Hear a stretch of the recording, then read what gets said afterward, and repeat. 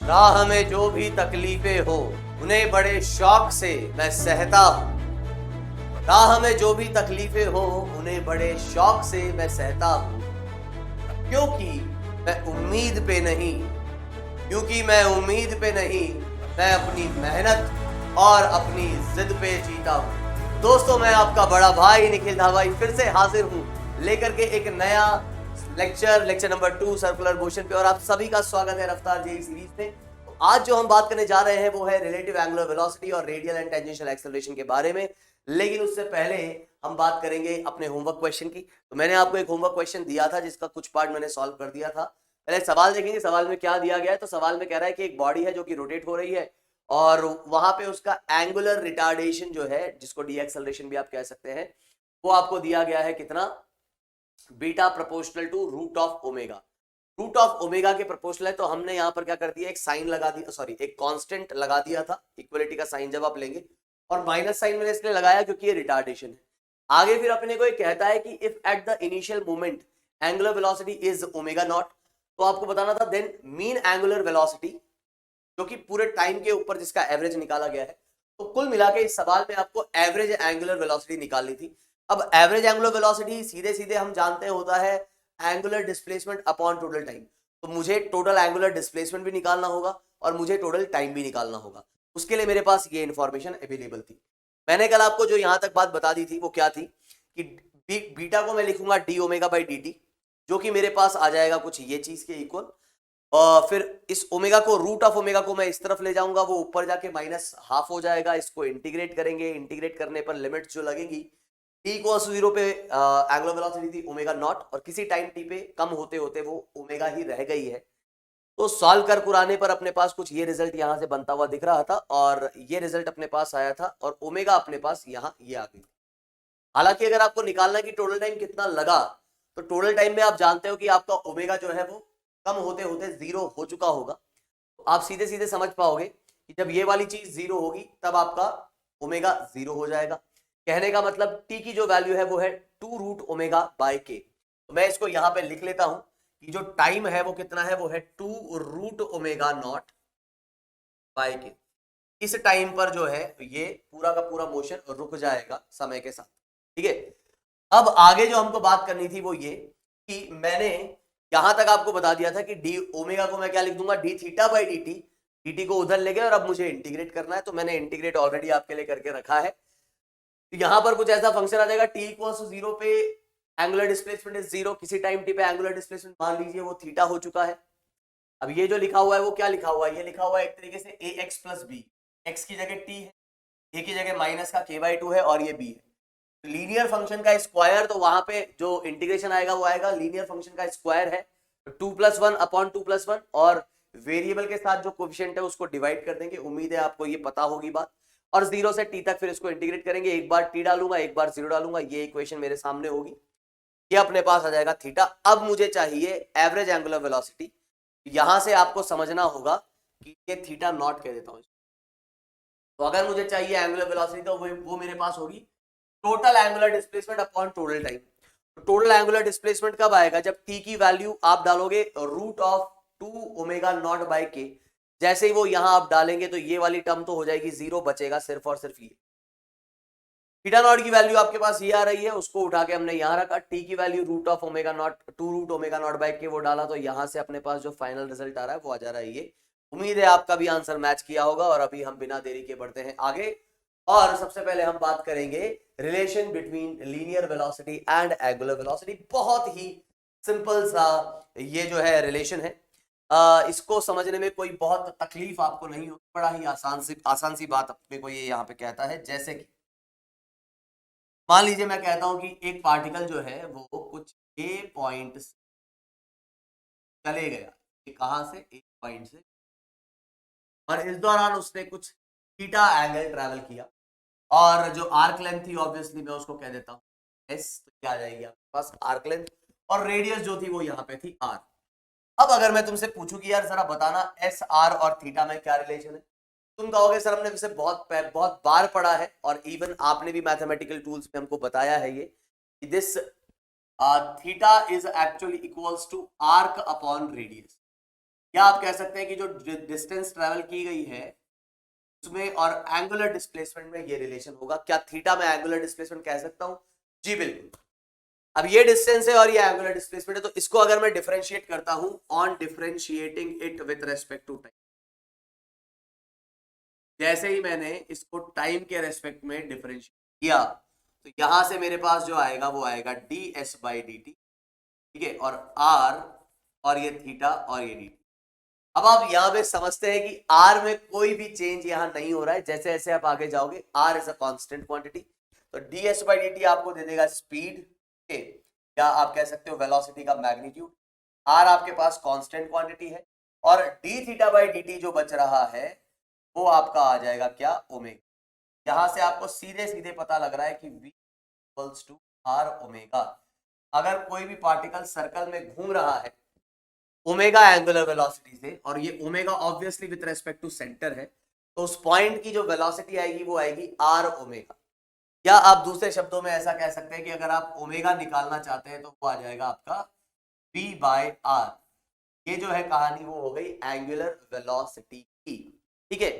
यहां जैसे अगर बात की जाए, मान लीजिए सवाल हम लेते हैं इधर, बहुत ही बेसिक सा, एक बहुत ही बेसिक सा सवाल अगर मैं यहाँ पे लूं और मैं आपसे पूछूं कि मान लीजिए हमारे पास एक रॉड है, ठीक है, तो ये एक रॉड है और ये रॉड जो है ये रोटेट कर रही है अभी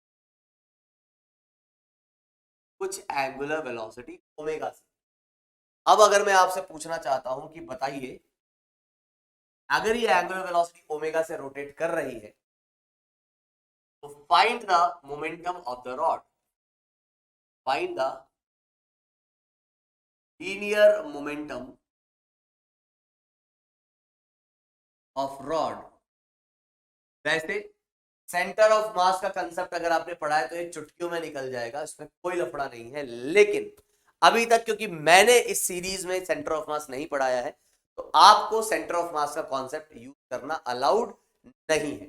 without using the concept of centre of mass you just have to find the linear momentum of this rod, ठीक है।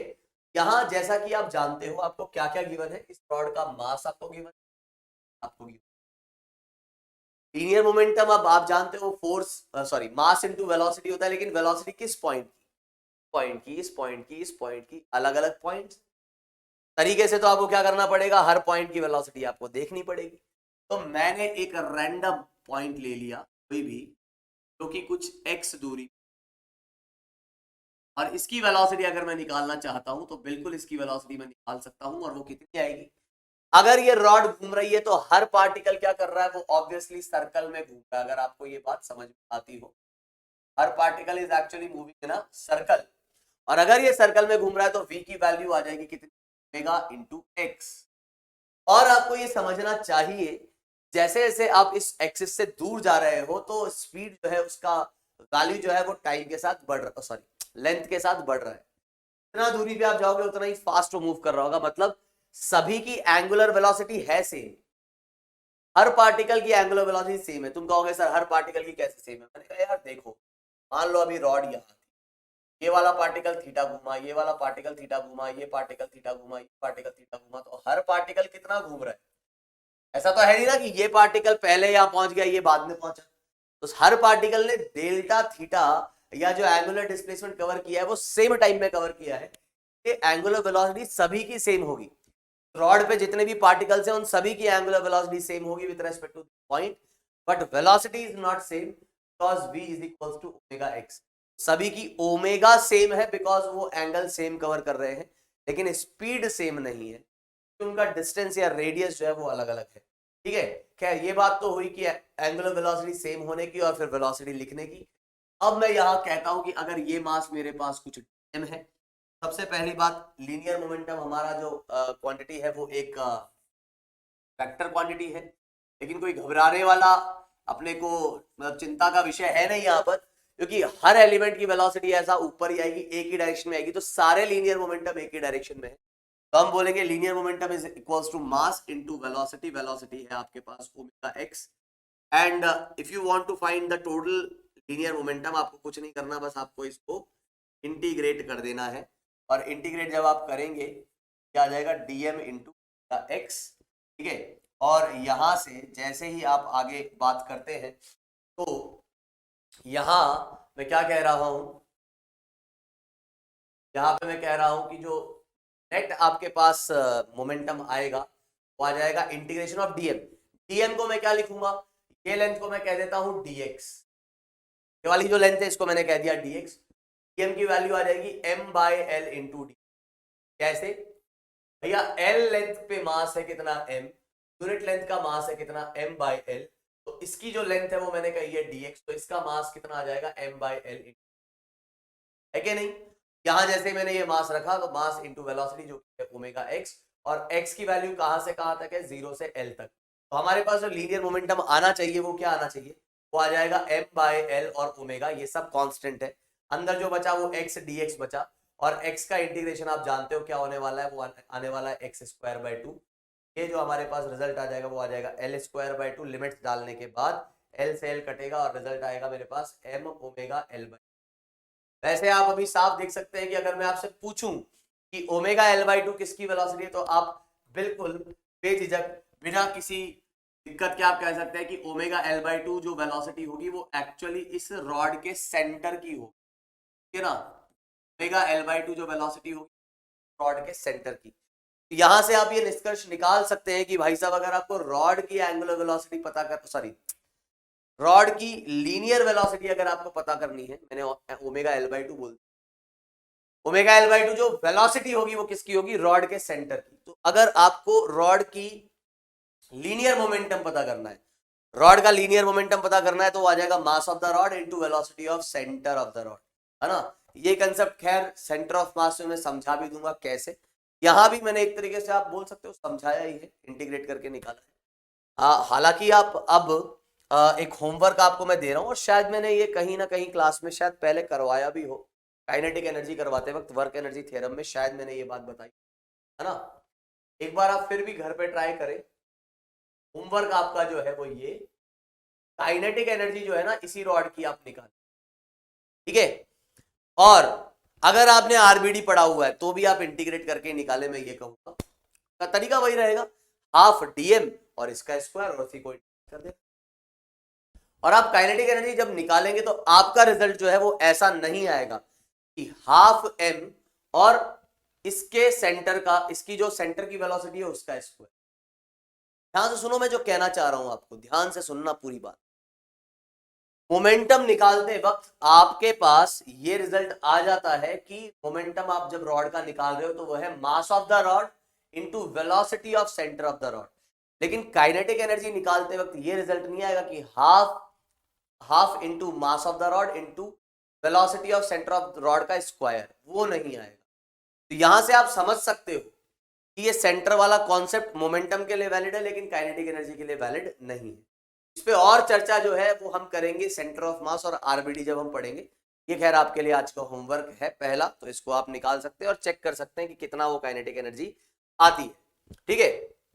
चलिए, तो जो मेन मुद्दा है यहाँ पर वो हमको क्या समझना है, वो समझना है यहाँ पर। चलो एक और तरीके से हम देखते हैं, जो एचसी वर्मा में एक तरीका दे रखा है। ऑब्वियसली ये तरीका इससे प्रीवियस वाला ज्यादा इजी था, लेकिन जो अभी मैं तरीका बताने वाला हूँ प्योर कैलकुलस मेथड है, और ये सॉल्यूशन अपने आप में एक मतलब ये जो तरीका है ये अपने आप में एक सॉल्यूशन है काफी डिफिकल्ट क्वेश्चन का, ठीक है। यहाँ ऑब्वियसली एक स्पेशल केस आ जाएगा, लेकिन आप ध्यान रखें कि किस तरीके से पोलर कोऑर्डिनेट्स को आप जो है डिफरेंशिएट कर सकते हैं। क्या कहना चाह रहा हूं मैं, इसको हम समझते हैं। तो अब मैं एक और मेथड बताने जा रहा हूं जो ऑब्वियसली आपको थोड़ा सा लंबा लग सकता है और आप बोलेंगे कि सर क्यों आप ऐसा करवा रहे हो जब इसकी जरूरत ही नहीं। तो मेथड 2 मैं आपको निकाल के दे रहा हूं, और वो भी जो है कुछ पी और ओमेगा का रिलेशन ही मैं निकालूंगा वहां से, लेकिन थोड़ा कुछ डिफरेंट तरीके से, है ना। थोड़ा सा इस पे अभी गौर करें आप। मैंने कहा कि भाई साहब देखो ये आपकी वाई एक्सिस हो गई है, ये आपकी जो एक्सिस हो गई है, और पार्टिकल मान लीजिए टाइम पे यहाँ पर है अभी, और ये पार्टिकल जो है इसका पोजीशन में लिखने वाला हूं। मैं क्या कह रहा हूं, मैं कह रहा हूं कि मेरे पास है आर और ये एंगल है थीटा। अब ध्यान से सुनना एक एक चीज, यहां पर जो है मैं पूरा प्योर मैथमेटिक्स, मतलब मैथमेटिक्स का जो एक तरीके से पूरा यूज है ना, वो मैं आपको बताने वाला हूं। और ये आज के सेशन में अगर मौका मिलता है तो आगे भी हम रेडियल और टेंजेंशियल एक्सेलरेशन में भी ये बात करेंगे, तो इसको ढंग से समझना कि हो क्या है। कई बार क्या होता है ना कि आपको in terms of polar coordinates जो है कोऑर्डिनेट्स दिए जाते हैं, जैसे कि यहाँ पे आर और थीटा आ गया। आर आपको बताएगा कि ओरिजिन से कितना डिस्टेंस है, थीटा आपको बताएगा कि वो एक्स एक्सिस से कितना एंगल बना रहा है। इसको हम कहते हैं पोलर कोऑर्डिनेट। हालांकि यहाँ पर एक अपने पास एक लिमिटेशन है, या कहें तो एक स्पेशल केस है। आर जो है वो चेंज नहीं हो रहा in magnitude, but angle is changing. बाकी और किसी केस पे जैसे मान लो कि पाथ आपका कुछ ऐसा अजीबोगरीब हो, आर भी आपका चेंज होता जाएगा और थीटा भी आपका पाथ पे मूव कर रहे हो, आर की वैल्यू भी चेंज होगी और थीटा की वैल्यू भी चेंज होगी। लेकिन यहां हम क्या बोल रहे हैं कि आर तो कांस्टेंट है, थीटा जो है वो अपना चेंज होते जा रहा है। तो सबसे पहले हम बात करेंगे पोजीशन वेक्टर की। सबसे पहले हम बात करेंगे किस वेक्टर की, इसे मैं कह रहा हूं आर वेक्टर। अब आप जानते हो पोजीशन वेक्टर क्या होता है भाई साहब, यही आपका पोजीशन वेक्टर है। तो इसको लिखना सीखे। पोजीशन वेक्टर आप जानते हो कि वो कुछ ऐसे लिखा जाएगा, x coordinate i cap, y coordinate j cap. तो क्या एक्स कोऑर्डिनेट इसका आर कॉस थीटा नहीं है क्या? तुम बोलोगे क्यों नहीं है सर, बिल्कुल है। और ऐसे ही क्या y coordinate r sine theta नहीं है? बोलोगे सर क्यों नहीं है, बिल्कुल। तो मैं बस यहीं से क्या लिख दे रहा हूं, मैं यहाँ पे लिख देता हूं कि आर कॉस थीटा आई कैप और आर साइन। तो मैंने क्या लिख दिया, मैंने लिख दिया आर कॉस थीटा आई कैप आर साइन। थोड़ा सा यहाँ पे गौर फरमाना जो मैं बात कहना चाह रहा हूं। मैं अगर इधर से आर कॉमन निकालता हूं तो अंदर जो बचा है कॉस थीटा आई cap plus sign theta J cap, इसको मैं कह रहा हूं यूनिट वेक्टर अलोंग आर। इसको मैं कह रहा हूं आर कैप। तो मैं क्या कह रहा हूं, आर कैप। ध्यान से सुनो, आर कैप क्या है? R cap is the unit vector. Unit vector मतलब उसका मैग्नीट्यूड कितना होगा, 1। ये वाली डायरेक्शन जो है वो आर कैप है। पार्टिकल अगर यहां है तो ये वाली डायरेक्शन आर कैप है, पार्टिकल यहां है तो ये डायरेक्शन आर कैप है, पार्टिकल यहां है तो ये वाली डायरेक्शन आर कैप है। R cap is the unit vector along the radius. तो कितना आएगा यूनिट वेक्टर, 1 उसका मैग्नीट्यूड होता है। तो 1 cos थीटा आई cap 1 sin theta J cap. तो वही तो लिखा हुआ है 1 cos थीटा आई cap 1 sin theta J cap. अच्छा, एक और यूनिट वेक्टर मैं लिखने जा रहा हूं जो कि है मेरे पास टैंजेंट के अलोंग यूनिट वेक्टर जो है टी कैप। एक तो मैं यूनिट वेक्टर लिख रहा हूं आर के अलोंग रेडियल यूनिट वेक्टर, और एक टैंजेंशियल यूनिट वेक्टर। तो आपको ये समझना चाहिए यहां से आर कैप आपका आ जाएगा कॉस थीटा आई cap plus sign theta J cap, और टी कैप जो आएगा टेंजेंशियल जो आपके पास यूनिट वेक्टर आएगा, इसकी भी बात कर लेते हैं। तो मैंने आपको समझाया कि दो लाइंस के बीच में जो एंगल होता है वही उनके परपेंडिकुलर के बीच में भी होता है। तो ये एक्स एक्सिस के परपेंडिकुलर आपकी वाई एक्सिस हो जाएगी डेफिनेटली, और रेडियस के परपेंडिकुलर ये टेंजेंट है तो ये एंगल भी आपका कितना हो जाएगा, तो कहीं कोई दिक्कत मेरे हिसाब से होगी नहीं।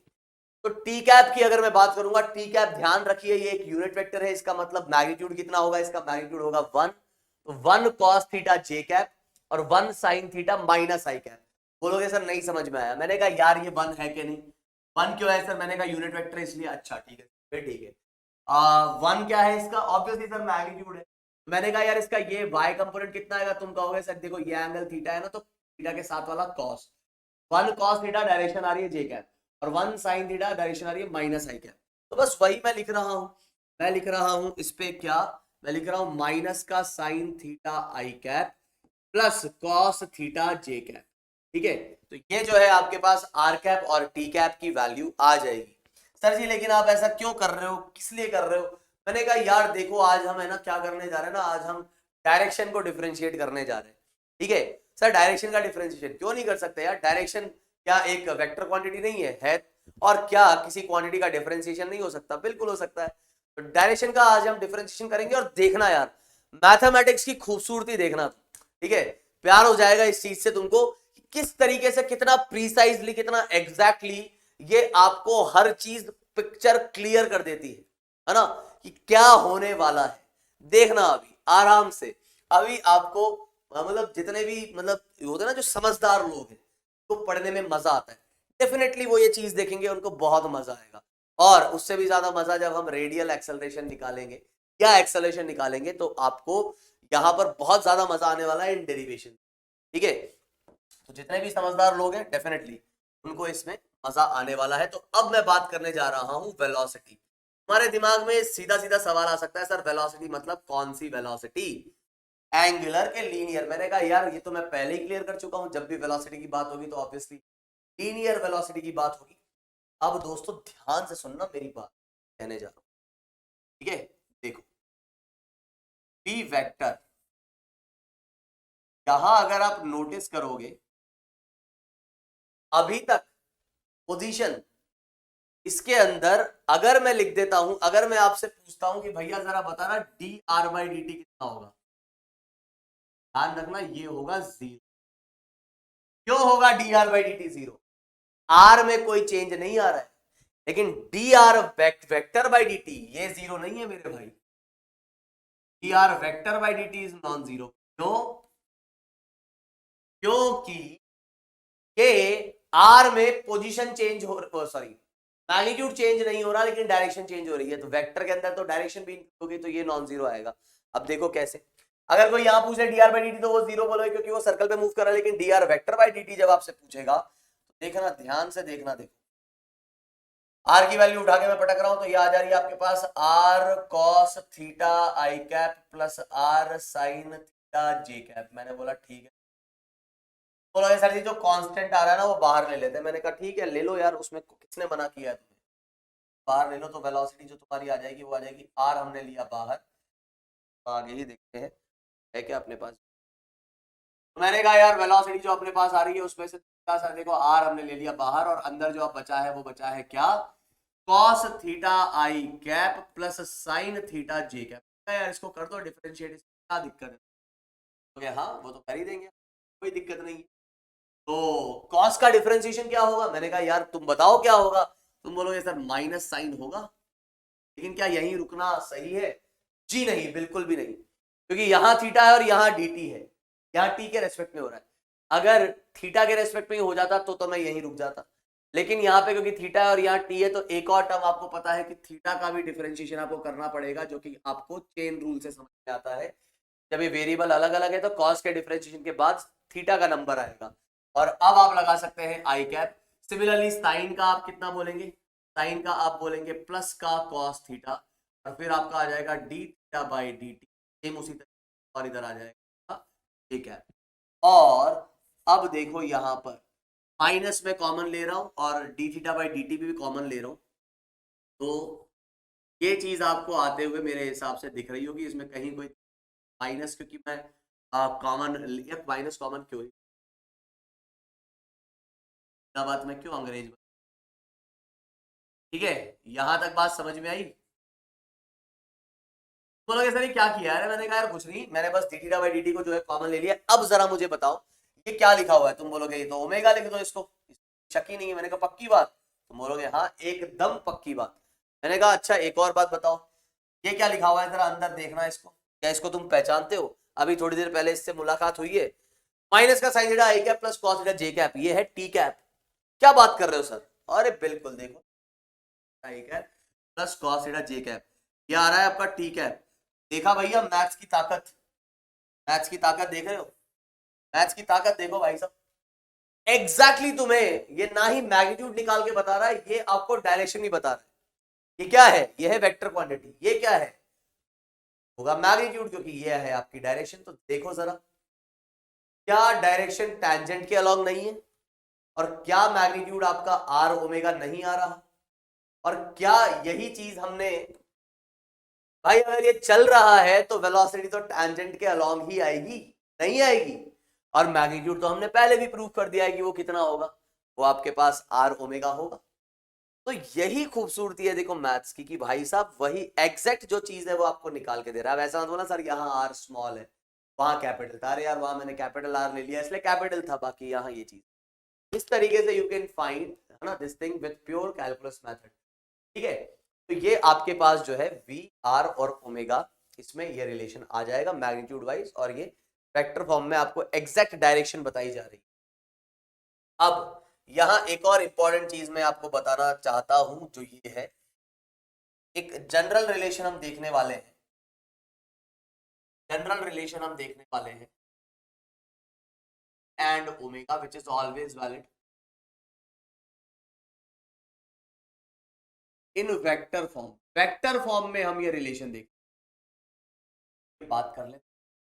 मैंने कहा क्या, मैंने कहा यार देखो ये तुम्हारा सर्कल था, तुमने बोला हाँ है, तो मैंने कहा यार ये जो है ना तुम्हारे पास v की डायरेक्शन आ रही है, अभी अभी निकालिए क्यों इस डायरेक्शन में आएगा, और अगर ये ऐसा चल रहा है तो ओमेगा कुछ ऐसा आ रहा है और r जो है वो कुछ। अगर मैं तुमसे पूछूं क्या v एक वेक्टर क्वांटिटी है, तुम बोलोगे हाँ, ओमेगा हाँ, r हाँ सर बिल्कुल। यार v आप कह रहे हो कि r ओमेगा के इक्वल, इसका मतलब v एक वेक्टर क्वांटिटी है जो दो वेक्टर के प्रोडक्ट से निकला है।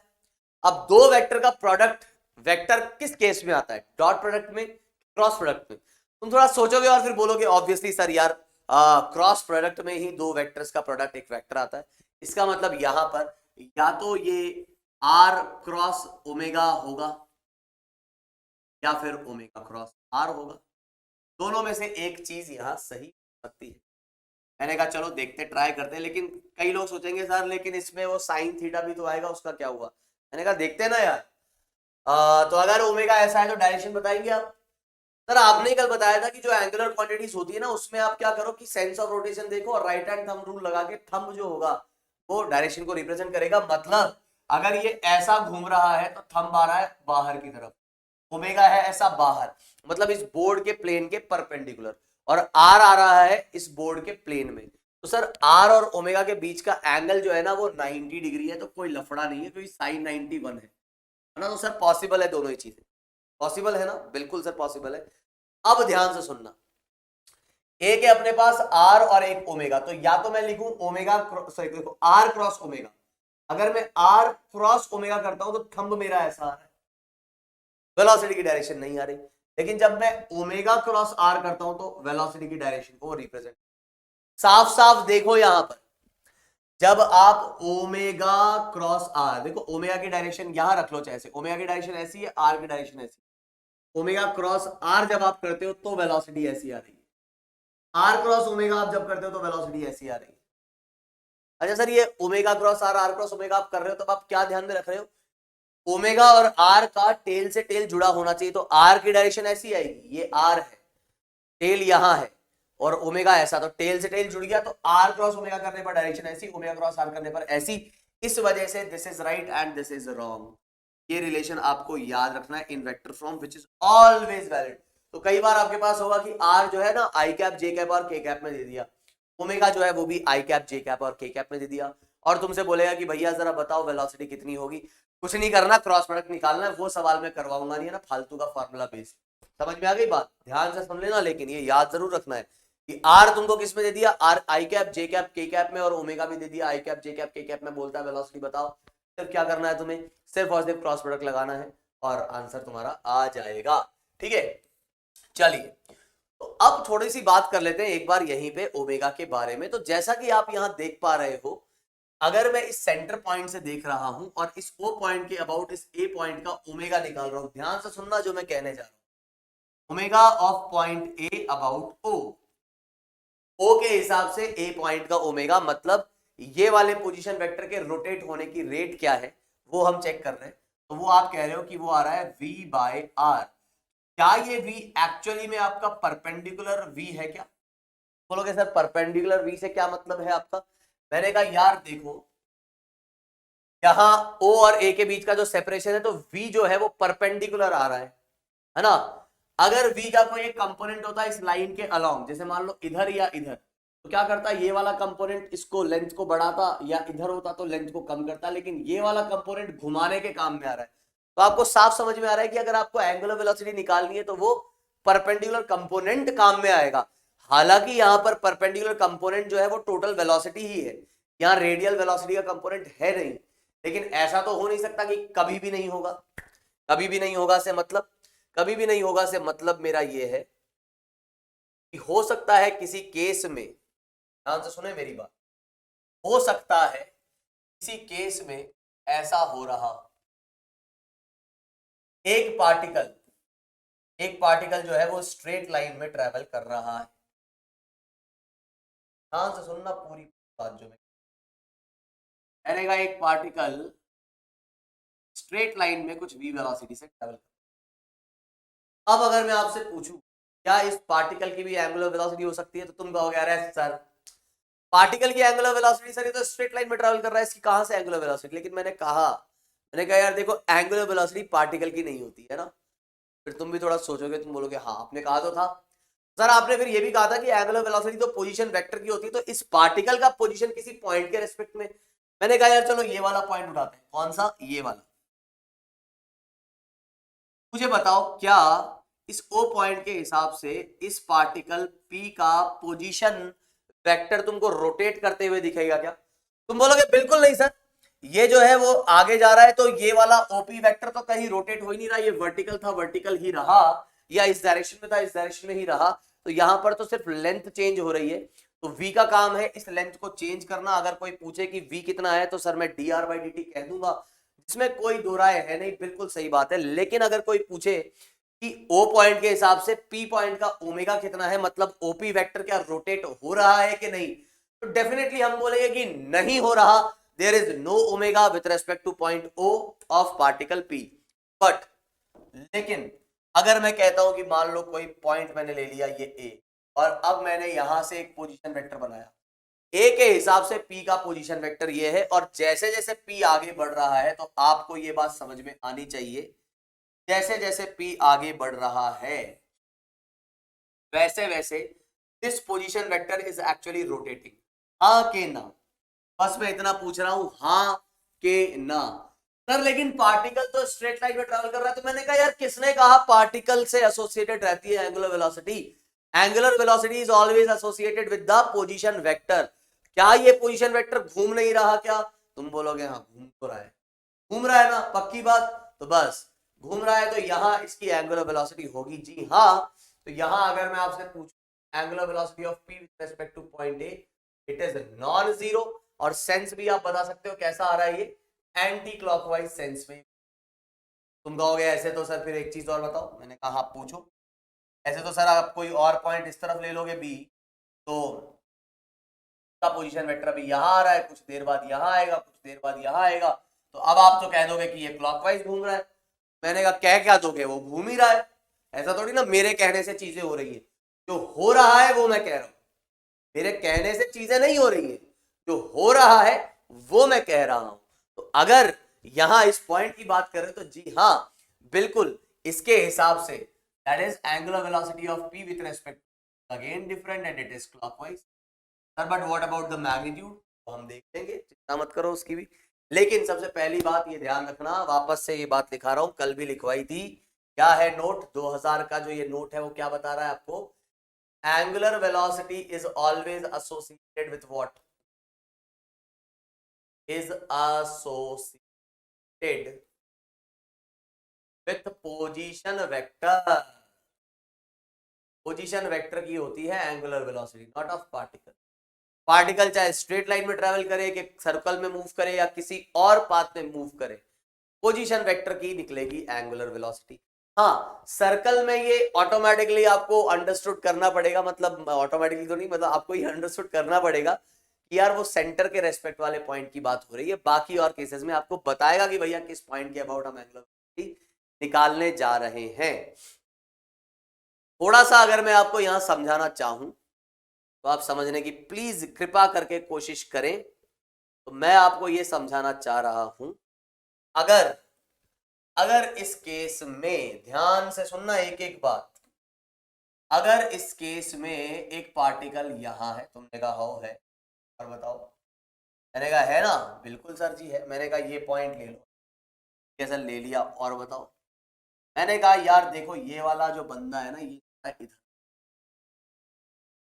इधर इधर,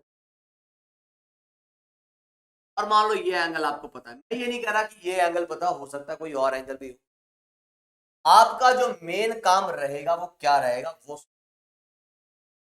जिस भी पॉइंट के अबाउट आपको एंगुलर वेलोसिटी निकालनी है तो उस पार्टिकल का उस पॉइंट के हिसाब से with respect to this point A आपको इस पार्टिकल की वेलोसिटी के कंपोनेंट्स लेने हैं। एक तो इस ए पी लाइन के अलोंग ही, पोजीशन वेक्टर के अलोंग ही, यहां इसको मैं कह दे रहा हूं पैरेलल कंपोनेंट, लाइन के पैरेलल, ठीक है। या मैं ऐसा भी कह सकता हूं इसको रेडियल कंपोनेंट, रेडियस हो गया ना रेडियस वेक्टर, तो रेडियल कंपोनेंट कितना आएगा, ये आ जाएगा v cos थीटा। भाई ये एंगल ले लिया तो ये थीटा आ गया। और एक कंपोनेंट आप ले लीजिए, कौन सा, टेंजेंट, ये आपका आ जाएगा v sin theta, v cos theta v sin theta. अब थोड़ा सा एकदम ध्यान से, थोड़ा सा समझते हुए इस बात को थोड़ा सा गौर करें।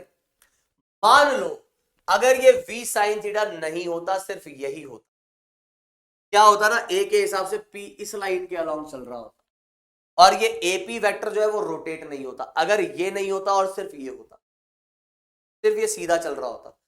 आपको ये बात समझ में आनी चाहिए कि ये जो दूरी है, इस दूरी को बढ़ाने का काम जो है वो ये रेडियल कंपोनेंट ऑफ वेलोसिटी। तुम कह सकते हो कि सर ये कंपोनेंट अगर इधर होता तो हाँ, तब भी हम यही कहते, वो rate of change of separation is minus का भी, माइनस क्यों, टाइम पे वो कम कर रहा होता। लेकिन क्या अगर ये वेलोसिटी नहीं होती, क्या, देखो इस वेलोसिटी का काम है आर को क्या करना, इस वेलोसिटी का काम है आर को चेंज करना। अगर ये वेलोसिटी कभी भी नहीं रहती है, मतलब रेडियस के अलावा कोई कंपोनेंट नहीं आता है, तो क्या आर तुम्हारा कांस्टेंट नहीं हो जाएगा? बिल्कुल हो जाएगा। तो सर्कल में भी तो यही हो रहा है। सर्कल में क्या है, वो रेडियल कंपोनेंट वेलोसिटी का नहीं है, सिर्फ कौन सा कंपोनेंट है, यही कंपोनेंट।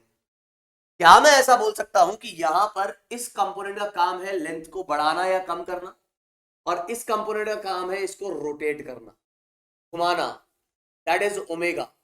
अगर आपसे पूछा जा रहा है what is omega of P with respect, आप बेझिझक ये कहिए कि it is dt by AP, dt by AP. मतलब आपका काम सीधे सीधे इस लाइन ऑफ ज्वाइनिंग के परपेंडिकुलर कंपोनेंट ढूंढना है अपॉन ये सेपरेशन, ये आपका ओमेगा हो जाएगा। इसी को कहा जाता है रिलेटिव एंगुलर वेलोसिटी। सर जी अगर ए और पी दोनों ही मूव कर रहे हैं तो, अरे कोई दिक्कत नहीं, तुम तो एक के रेस्पेक्ट में, जिसके भी रेस्पेक्ट में तुम्हें एंगुलर वेलोसिटी देखनी है उस पर बैठ जाओ, बैठ के पी की रिलेटिव वेलोसिटी देखो, और उस रिलेटिव वेलोसिटी के दो कंपोनेंट लो, एक रेडियल और एक टेंजेंशियल। टेंजेंशियल वाला तुम्हारे काम का है एंगुलर वेलोसिटी निकालने के लिए, ये आपका जो है सीधे सीधे रिजल्ट आ जाएगा। तो ध्यान रहे, this velocity is helpful in finding out what angular velocity, because this is responsible for the rotation of this position vector.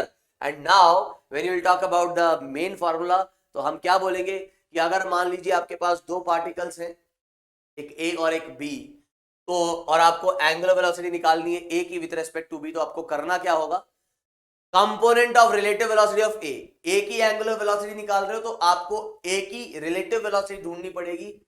किसके रेस्पेक्ट में निकाल रहे हो angular velocity, with respect to B, तो B के रेस्पेक्ट में रिलेटिव वेलोसिटी ढूंढनी पड़ेगी। लेकिन कौन सा component, perpendicular to the line, जो A और B को ज्वाइन कर रहा है उस लाइन के परपेंडिकुलर कंपोनेंट आप ढूंढोगे upon separation between A and B।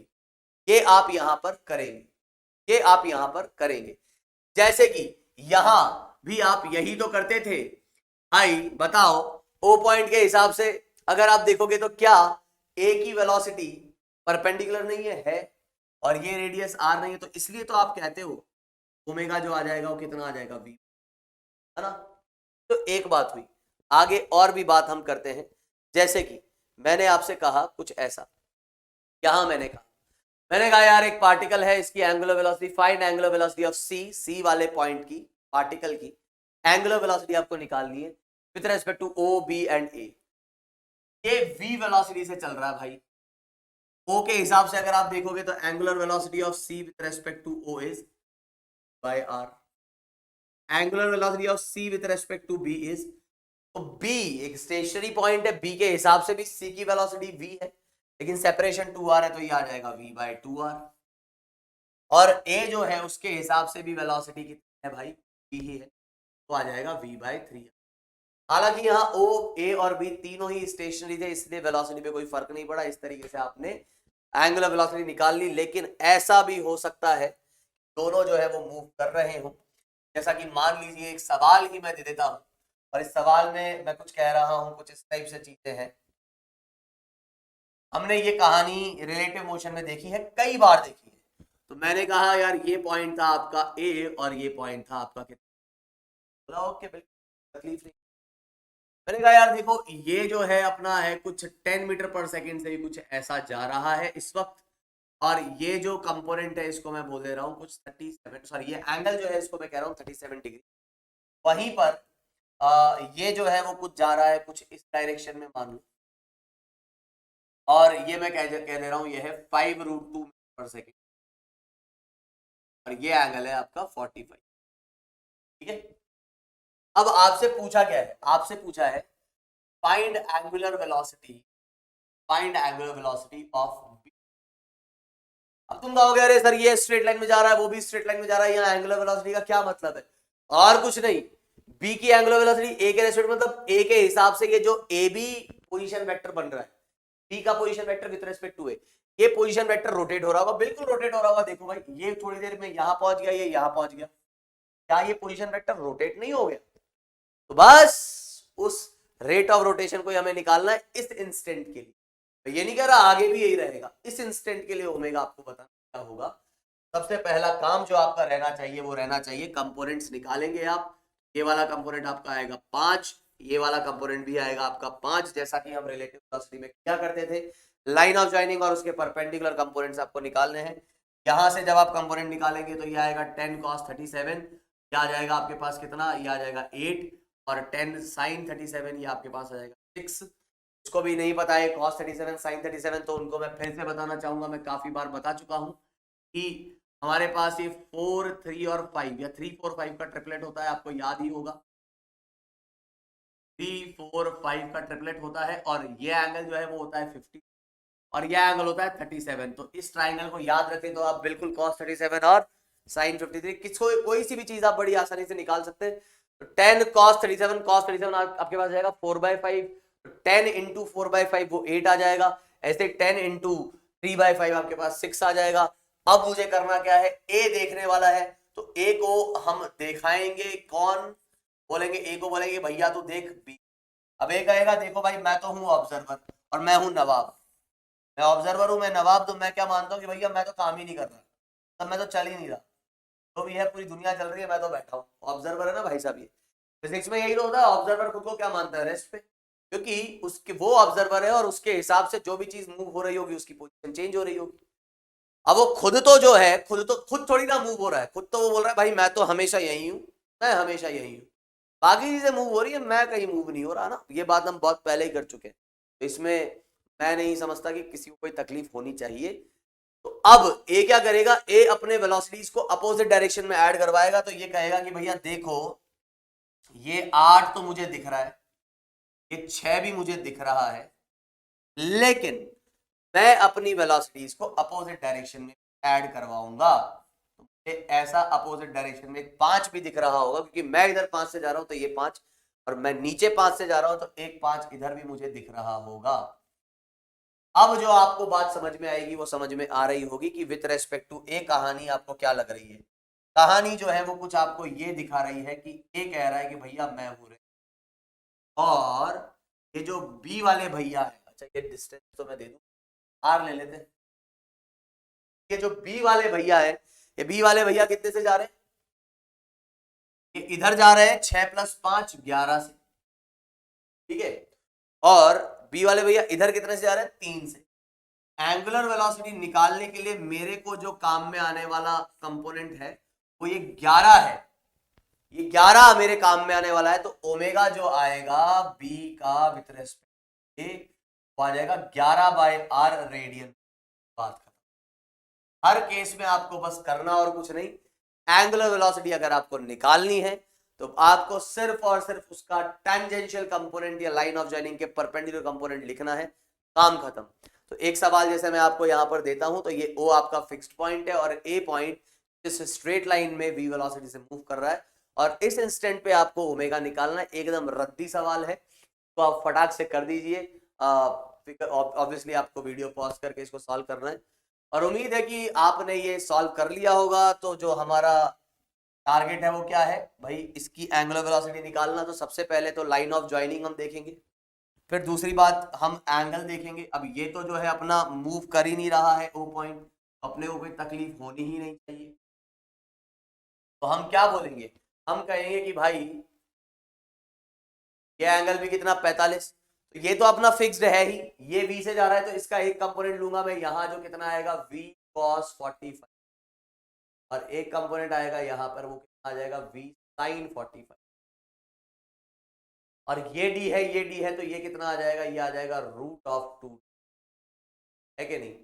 अब लगा दो फॉर्मूला कुछ है, तो हम कहेंगे angular velocity of a with respect to o is what, it is b sin 45, b sin 40 upon ये वाली डिस्टेंस जो कि आ जाएगा अपने पास √2, तो ये आ जाएगा कुछ v/2।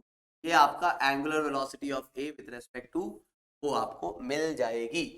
ये यहां तक बात होती है खत्म। अब हम आते हैं एक और सवाल पे।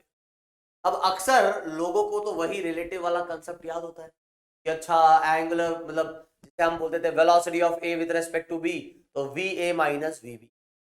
अब यहां पर भी कई लोग वही सोचने लग जाते हैं, angular velocity of a with respect to b, तो omega a minus omega b, है ना, ऐसा वो सोचने लग जाते हैं।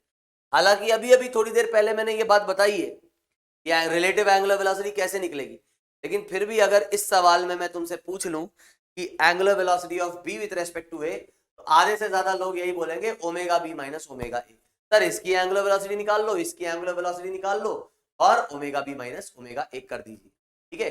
तो वही डिफरेंस समझाने के लिए ये सवाल मैंने लिया है, तो इस पर थोड़ा सा गौर करें। पहले तो ये क्या पूछ रहा है, पूछा find the relative angular velocity of b with respect to a and also find the time after which they again becomes collinear. क्या अभी ये कोलिनियर है? जी हाँ बिल्कुल। ये दोनों पॉइंट्स a और b, ये अलग सर्कल में मूव कर रहा है, ये अलग सर्कल में मूव कर रहा है, ये कांस्टेंट वेलोसिटी v से मूव कर रहा है, ये कांस्टेंट वेलोसिटी 4v से मूव कर रहा है। वेलोसिटी ना बोल के मुझे स्पीड बोलना चाहिए, क्योंकि वेलोसिटी डायरेक्शन तो चेंज हो रही है, तो वेलोसिटी तो कांस्टेंट हो नहीं सकती। तो कांस्टेंट स्पीड से दोनों मूव कर रहे हैं, अलग अलग है स्पीड, और अलग अलग सर्कल में मूव कर रहे हैं। तो आपसे पूछा जा रहा है कि पहले तो आपको ये बताना है कि भाई साहब रिलेटिव एंगुलर वेलोसिटी इस क्षण पे क्या है। इसका मतलब ये नहीं कि हमेशा यही रहेगी जो मैं निकालने वाला हूं, इस मोमेंट पे, at the shown moment. Okay, यहां लिख देता हूं मैं, एट शोन मोमेंट, जो भी आपको दिखाया हुआ है ना, या इनिशियल भी आप कह सकते हैं, उस वक्त कितनी है। भाई इस बात को आप समझे, जब आप देख रहे हैं उसे, उस केस में ये दोनों सर्कल आपके हो तो जाते हैं, लेकिन आपको करना क्या होगा, आपको रिलेटिव वेलोसिटी निकालनी होगी। तो कौन देख रहा है? ए। तो ए जब देखेगा बी को, तो उसको उसकी वेलोसिटी कितनी दिखेगी? Only 3v। और ए के हिसाब से ये वाली सेपरेशन कितनी है? ये वाली separation R, obviously capital R है। तो angular velocity of b with respect to a is what? At this moment it is 3v/r। बात को आप समझे, ये आ जाएगा 3v/r। और मैं आपको बताना चाहूंगा कि omega b minus omega a कितना आएगा। Omega b minus omega a अगर आप निकालेंगे, तो ओमेगा b जो है वो आएगा आपका 4v/2r, क्योंकि उसकी रेडियस 2r है, और ओमेगा a आपका आएगा v/r। तो ये आ जा रहा है 2v/r माइनस v/r, मतलब ये रिजल्ट आ जाएगा v/r। मतलब रिलेटिव वेलोसिटी का इस वाले फॉर्मूले से, रिलेटिव एंगुलर वेलोसिटी का इस वाले फॉर्मूले से कोई दूर दूर तक नाता नहीं है। तो please omega B minus omega इस तरीके से आप कभी भी रिलेटिव एंगुलर वेलोसिटी ना निकालें। कंसेप्ट जो सिखाया है उसी को ध्यान दें, ठीक है। लेकिन सर इसका भी कहीं ना कहीं कुछ तो यूज होगा। जी हाँ बिल्कुल, वही हम बात करने जा रहे हैं कि टाइम कैसे निकाला जाएगा। अब ध्यान से सुनना जो मैं कह रहा हूं, थोड़ा सा ध्यान से सुनना, ठीक है। अब बात हो रही है कि जैसा आपको यहां से दिख रहा है कि ये आपका जो ओमेगा ए आ रहा है, ये आ रहा है v/r, वही ओमेगा बी जो आ रहा है वो आ जा रहा है 4v/2r, मतलब आ जा रहा है 2v/r। साफ साफ आपको यहां से समझ में आ रहा होगा कि ओमेगा बी थोड़ा सा फास्ट रोटेट कर रहा है। दोनों के दोनों रोटेट कर रहे हैं, लेकिन रोटेट होने का रेट जो है वो बी का ज्यादा है। मतलब यह है कि अगर मैं कहता हूं कि ए ने कुछ थीटा एंगल कवर कर लिया, तो बी जो होगा वो थोड़ा डबल एंगल कवर कर लेगा और वो होगा आपका 2। क्या ये बात आप समझते हो? ए ने अगर थीटा एंगल कवर कर लिया है तो बी ने 2 थीटा एंगल कवर कर लिया।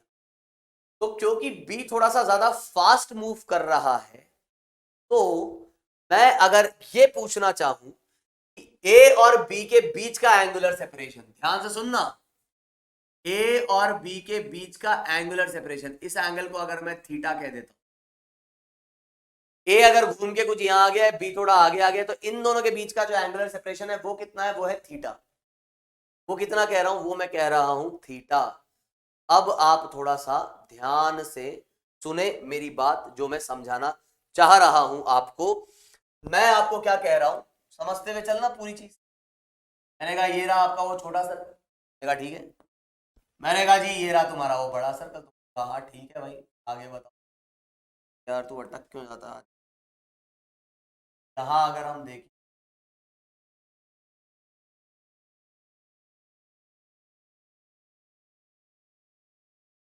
है ना, तो भाई हमने क्या कहा, इधर से मैं कह रहा हूं कि अपना ये तो हो गई वो रेफरेंस लाइन जहां से दोनों स्टार्ट हुए थे।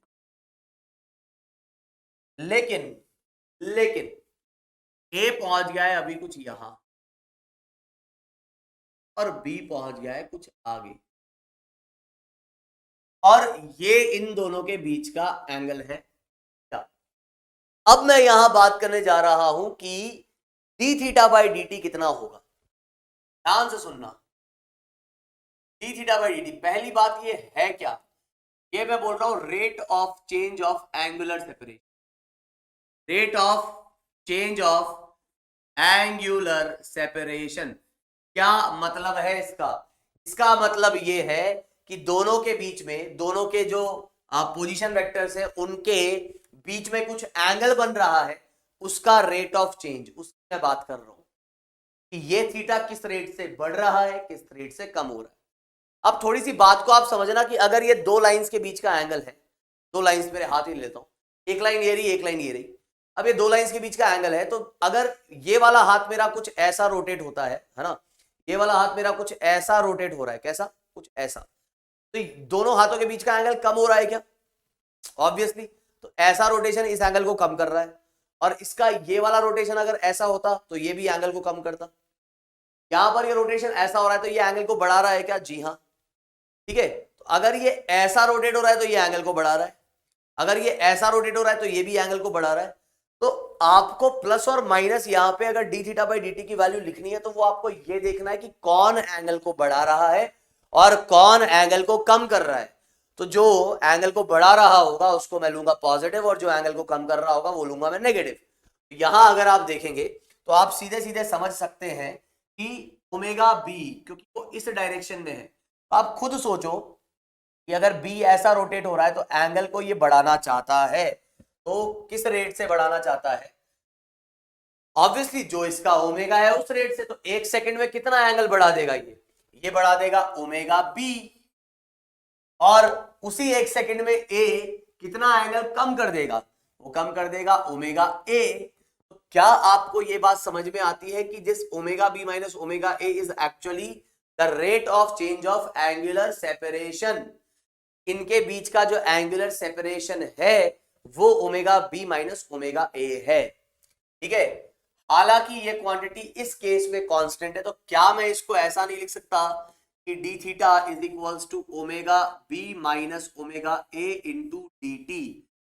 ये क्या बता रहा है तुमको? ये बता रहा है कि हर डी टी टाइम में इतना सेपरेशन उनके बीच का बढ़ जाएगा, हर डी टी टाइम में उनके बीच का सेपरेशन बढ़ जाएगा, ठीक है। अब सवाल जो था वो सुनिए, सवाल ये कह रहा था कि find the time after which they again becomes collinear, एक ही लाइन पे वो वापस आ जाएंगे। मतलब ये दोनों लाइंस अभी को मतलब को क्या बोलेंगे, कोलिनियर थी, बाद में भी ये दोनों कोलिनियर हो गई। तो ऐसा कब होगा?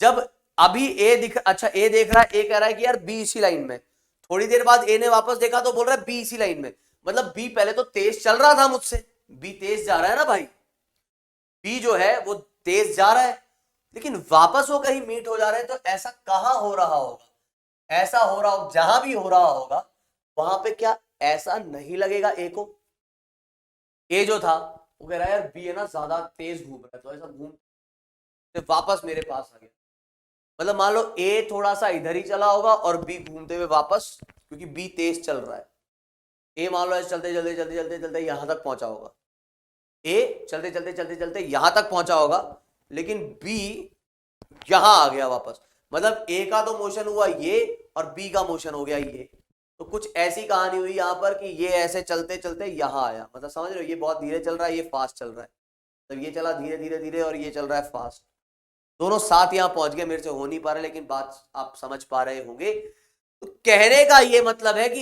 ए को ऐसा लगा, अगर मैं ए को कहूं कि यार तू खुद रुक जा, रुक जा मतलब तू ऐसा सोच कि तेरी लाइन यही है, तुम बैठे हो, तुम एक ए के अलोंग ऐसा घूमते देख रहे हो, तुम्हारा मुंह क्या दिख रहा है, मतलब तुम एक तरीके से एक ही डायरेक्शन में ही देख रहे हो, तुम क्या बोलोगे यार बी घूम के और वापस मेरे पास आ गया, तो तुम्हारे हिसाब से बी ने कितना रोटेट किया अगर वो वापस कोइंसाइड हो रहा है तो, डी थीटा पहले उनके बीच में कुछ एंगल नहीं था, बाद में वो एंगल बढ़ता गया बढ़ता गया बढ़ता गया बढ़ता गया बढ़ता गया बढ़ता गया बढ़ता गया बढ़ता गया, बढ़ते बढ़ते जैसे ही वो एंगल 2 पाई हो जाएगा, टी इक्वल टू 0 पे उनके बीच में कुछ एंगल नहीं था, इसी टाइम टी पे उनके बीच में एंगल कितना हो जाएगा 2 पाई। क्या ये आपको बात समझ में आ रही है, क्या ये बात आपको समझ में आ रही है कि आप कुछ ऐसा यहां पर करके सॉल्व करके लिख सकते हैं और इधर से जो है आपको वो टाइम मिल जाएगा, pi by omega B minus, this will be the time at which they again become linear।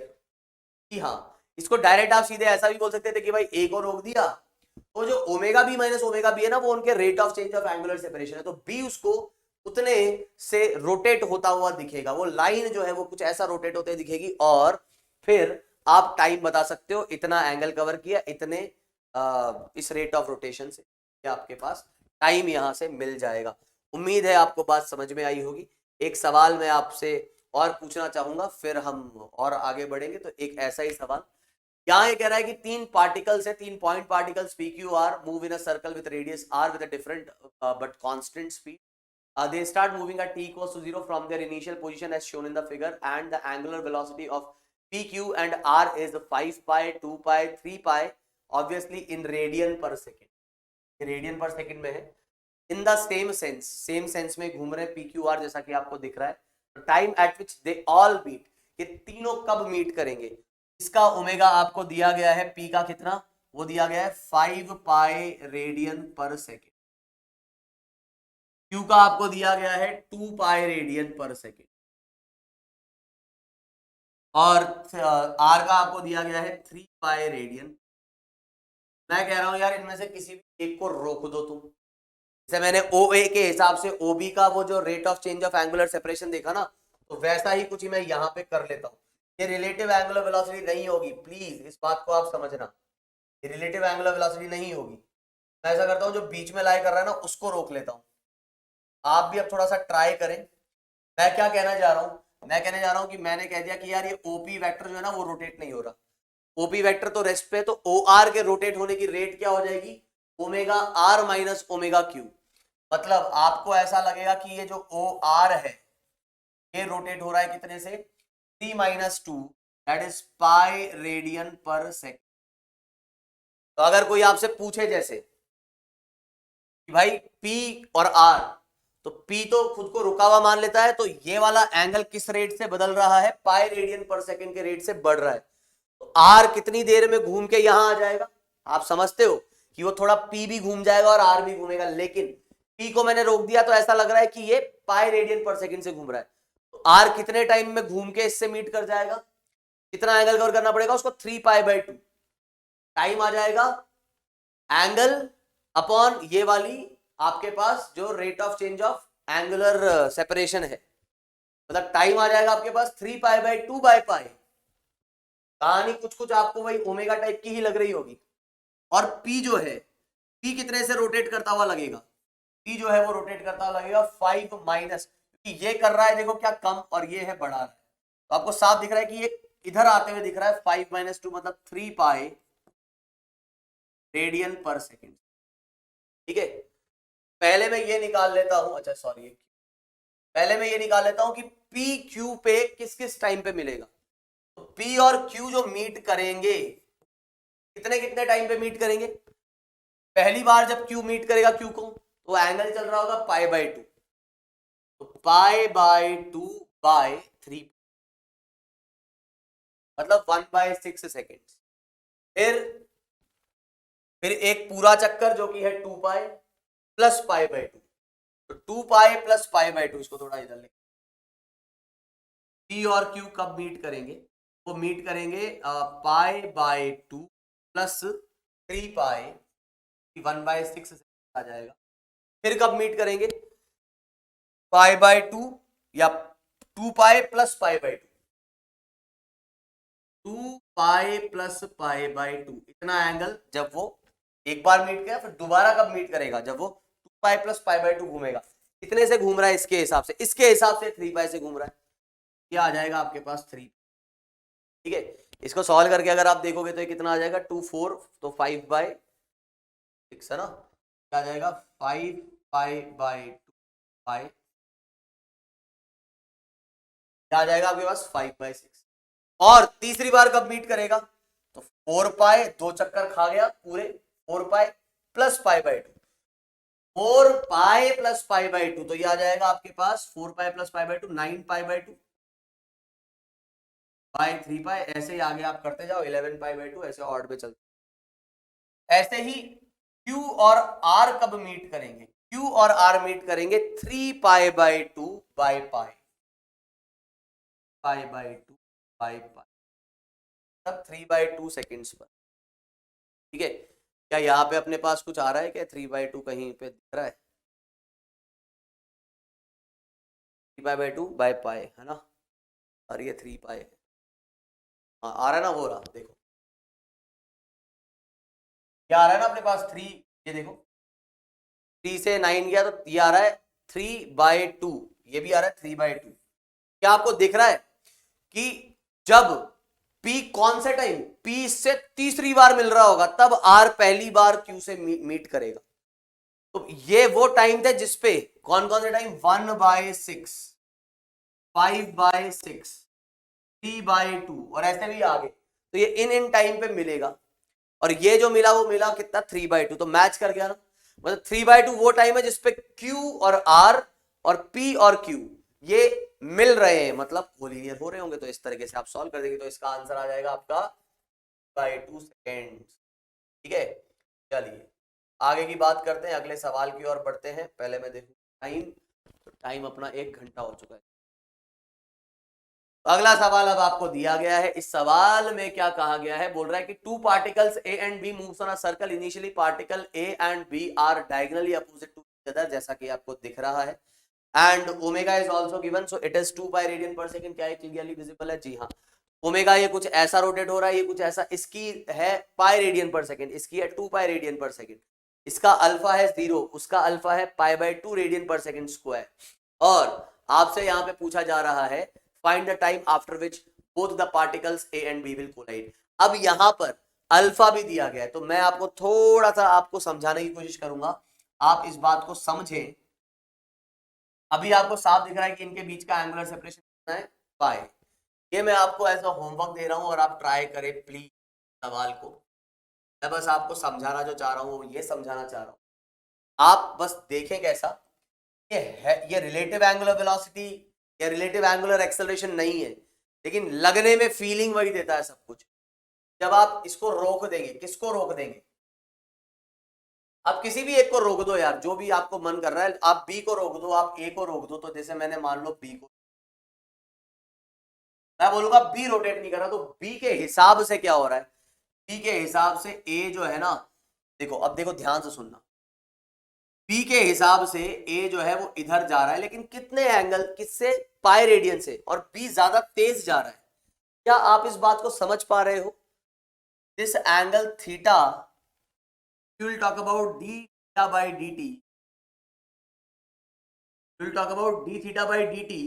इस एंगल की अगर आप बात करते हैं तो ए जो है वो इसको कम करना चाहता है, तो ये आएगा माइनस का पाई रेडियन पर सेकेंड, और बी जो है वो क्या करना चाहता है, वो बढ़ाना चाहता है। बी जो है वो क्या करना चाहता है, बी बढ़ाना चाहता है, तो बी जो आएगा वो आएगा प्लस का पाई रेडियन पर। आपको ये बात समझ में आनी चाहिए कि आपका पाई रेडियन पर सेकेंड आ रहा है D theta by D T, मतलब B is actually moving fast. ठीक है, आप क्या करें, आप ए के रेस्पेक्ट में बात करें, आपको क्या लगेगा, आपको कुछ ऐसा लगेगा भाई साहब ए तो चल ही नहीं रहा, और इस एंगल को कौन बढ़ा रहा है, ये बढ़ा रहा है किस रेट से, ये बढ़ा रहा है आपका पाई रेडियन पर सेकेंड। अब आप कहेंगे सर लेकिन what about that alpha and all, कोई दिक्कत नहीं, आप देखो तो सही एक बार करके, तो आप क्या बोलेंगे, अल्फा का मतलब यहां पे इसी का डबल डिफरेंशिएशन, इसी का अगर मैं डबल डिफरेंशिएशन देखता हूं D theta by D T square, तो आप क्या कहेंगे कि भाई इसमें अगर मैं देखता हूं तो ये ए जो है ये क्या कर रहा है, देखो आपने किसको ए को रेस्ट पे मान लिया है ना, यहां आप देखेंगे तो ये बी ये तो चल ही नहीं रहा है, इसमें तो कोई चेंज ही नहीं आ रहा, तो ये तो है 0, और ये क्या कर रहा है, ये कम कर रहा है, तो ये आ जाएगा माइनस माइनस का पाई बाई 2। इस रेट से ये D theta by D T में चेंज आ रहा है, ध्यान रखना, it is double differentiation of theta, इतना रेडियन पर सेकेंड स्क्वायर। कहानी बताऊं कैसी लगेगी आपको, ये डायरेक्शन आपने पॉजिटिव बोली ना, तो आप अब ऐसा लगेगा आपको कि डी मतलब इसका जो डबल डिफरेंशिएशन है तो उसको एक तरीके से अल्फा नहीं है वो, लेकिन मान लो भाई है ना, एंगुलर एक्सेलरेशन नहीं है लेकिन फील वही दे रहा है, तो यहां पर आपके पास ऐसा लगे कि इसका अल्फा कुछ इस डायरेक्शन में, माइनस है ना इसलिए इस डायरेक्शन में अल्फा जो आ जाएगा, आप ऐसा बोल सकते हो, वैसे इसको अल्फा नहीं बोल, double differentiation theta double dot लिख दिया मैंने, इसको रिप्रेजेंट, सिंगल डॉट मतलब सिंगल डिफरेंशिएशन, डबल डॉट मतलब double difference, theta double dot is what it is minus का, या डायरेक्शन तो मैं बाद में ही लगा दूंगा यार, पाई बाई 2, तो ये इस डायरेक्शन में, तो अब आप खुद समझो, एक तरीके से आप ऐसे मान लो ये तो रुका हुआ है, इसको तो भूल जाओ, तुम ऐसा देखो बस बी चल रहा है, बी का ये ओमेगा है, बिल्कुल तुम ऐसा मान लो ये आइडेंटिकल है वैसा, और ये आपका अल्फा है, तो ये स्लो होते होते होते होते होते होते होते इसको यहां पहुंचना है। अब ये कैसे पहुंच सकता है वो भाई, ये ऐसे जाके ऐसे भी पहुंच सकता है, या ऐसा भी हो सकता है कि स्लो होते होते रुक जाए और वापस पीछे आ जाए, तो आपको कुछ नहीं करना, क्या ये कांस्टेंट नहीं आया, आया तो बिल्कुल आप बेझिझक ये इक्वेशंस लगा सकते हैं, दैट इज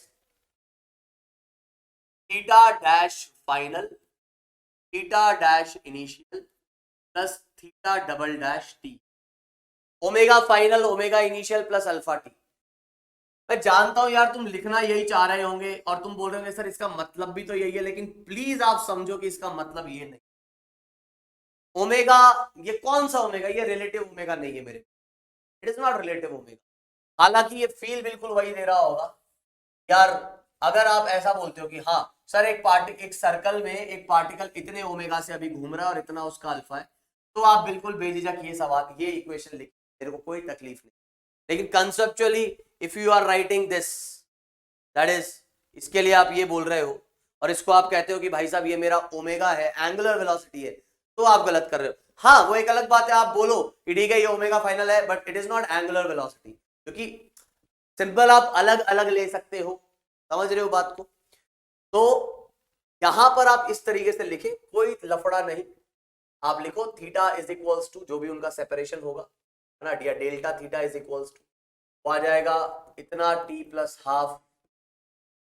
इतना टी का स्क्वायर, डबल डॉट है ये ध्यान रखना, डबल डॉट है, ऐसे ही यहां मैं बोल सकता हूं कि इसका फाइनल का स्क्वायर का इनिशियल का square plus theta double dot है और डेल्टा थीटा, अगर आप एंगुलर डिस्प्ले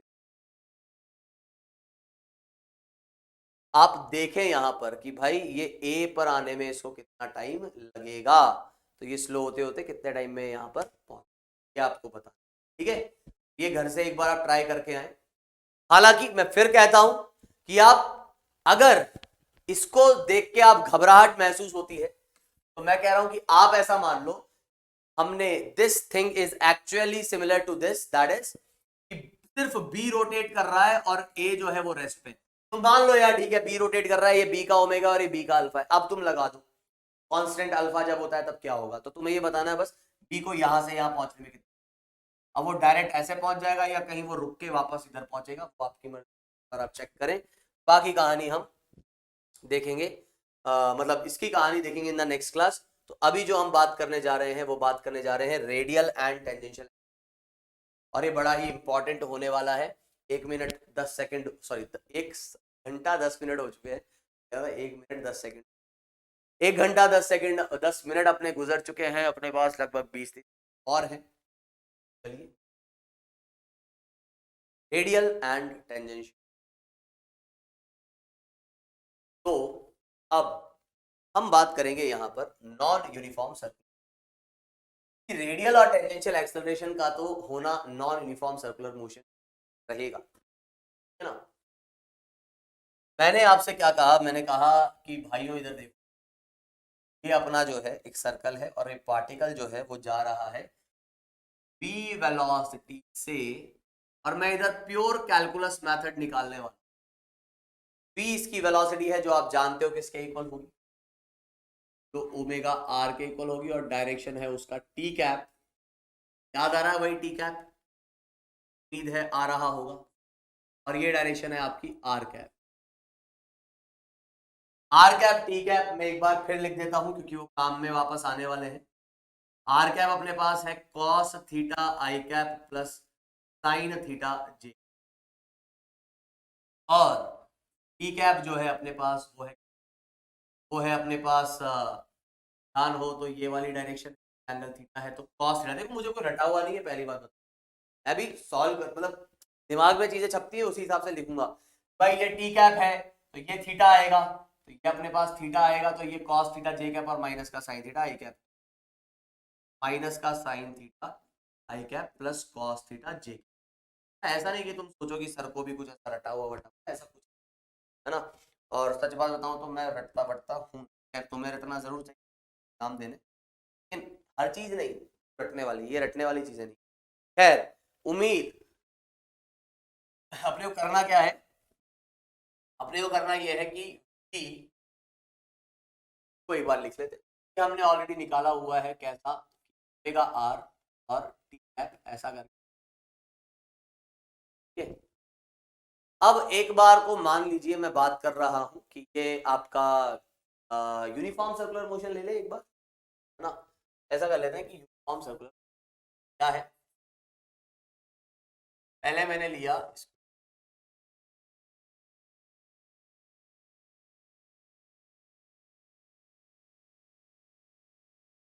हाँ जी, मैंने कहा अभी हम पहले बात कर लेते हैं यूनिफॉर्म सर्कुलर मोशन। अब यूनिफॉर्म सर्कुलर मोशन आप जानते हो, मैंने कल बताया था कि क्या होता है, जिसके अंदर स्पीड जो है में कोई चेंज नहीं आता, मतलब जो v का मैग्नीट्यूड रहेगा वो कांस्टेंट, और v का मैग्नीट्यूड ओमेगा r है, r में कोई चेंज होता नहीं, v का मैग्नीट्यूड कितना है ओमेगा r, r में कोई चेंज होता नहीं, इसका मतलब ओमेगा भी आपका कैसा रहेगा constant, because v is omega r। अब देखना वापस से एक डेरिवेशन जो ऑब्वियसली समझदार जो बच्चे हैं, थोड़े पढ़ने वाले दिमागदार जो बच्चे हैं उनको बहुत अच्छी लगेगी। यहां मैं क्या कह रहा हूं कि v इज इक्वल्स टू, मैं आपके स्कूल वाला डेरिवेशन नहीं करवा रहा हूं यार, वो तो आपको करवा ही देंगे, मैं आपको वो डेरिवेशन करवा रहा हूं जो आपको एचसी वर्मा में मिलेगा, और ये डेरिवेशन अपने आप में एक सॉल्यूशन है कुछ अलग टाइप के क्वेश्चंस का, ठीक है। इस तरीके से पोलर कोऑर्डिनेट्स को हम जो है डिफरेंशिएट करके चीजों को बता सकते हैं। तो यहां पर आप सुने कि v जो है वो आपके पास आ रहा है ओमेगा r और t कैप, ये तो हम निकाल चुके हैं ऑलरेडी, चाहे सर्कुलर हो, सॉरी यूनिफॉर्म सर्कुलर हो कि नॉन यूनिफॉर्म, ये तो वैलिड रहेगा ही रहेगा। अब बात ये आती है कि इसी को हमें डिफरेंशिएट करना है, साहब कर देते हैं डिफरेंशिएट।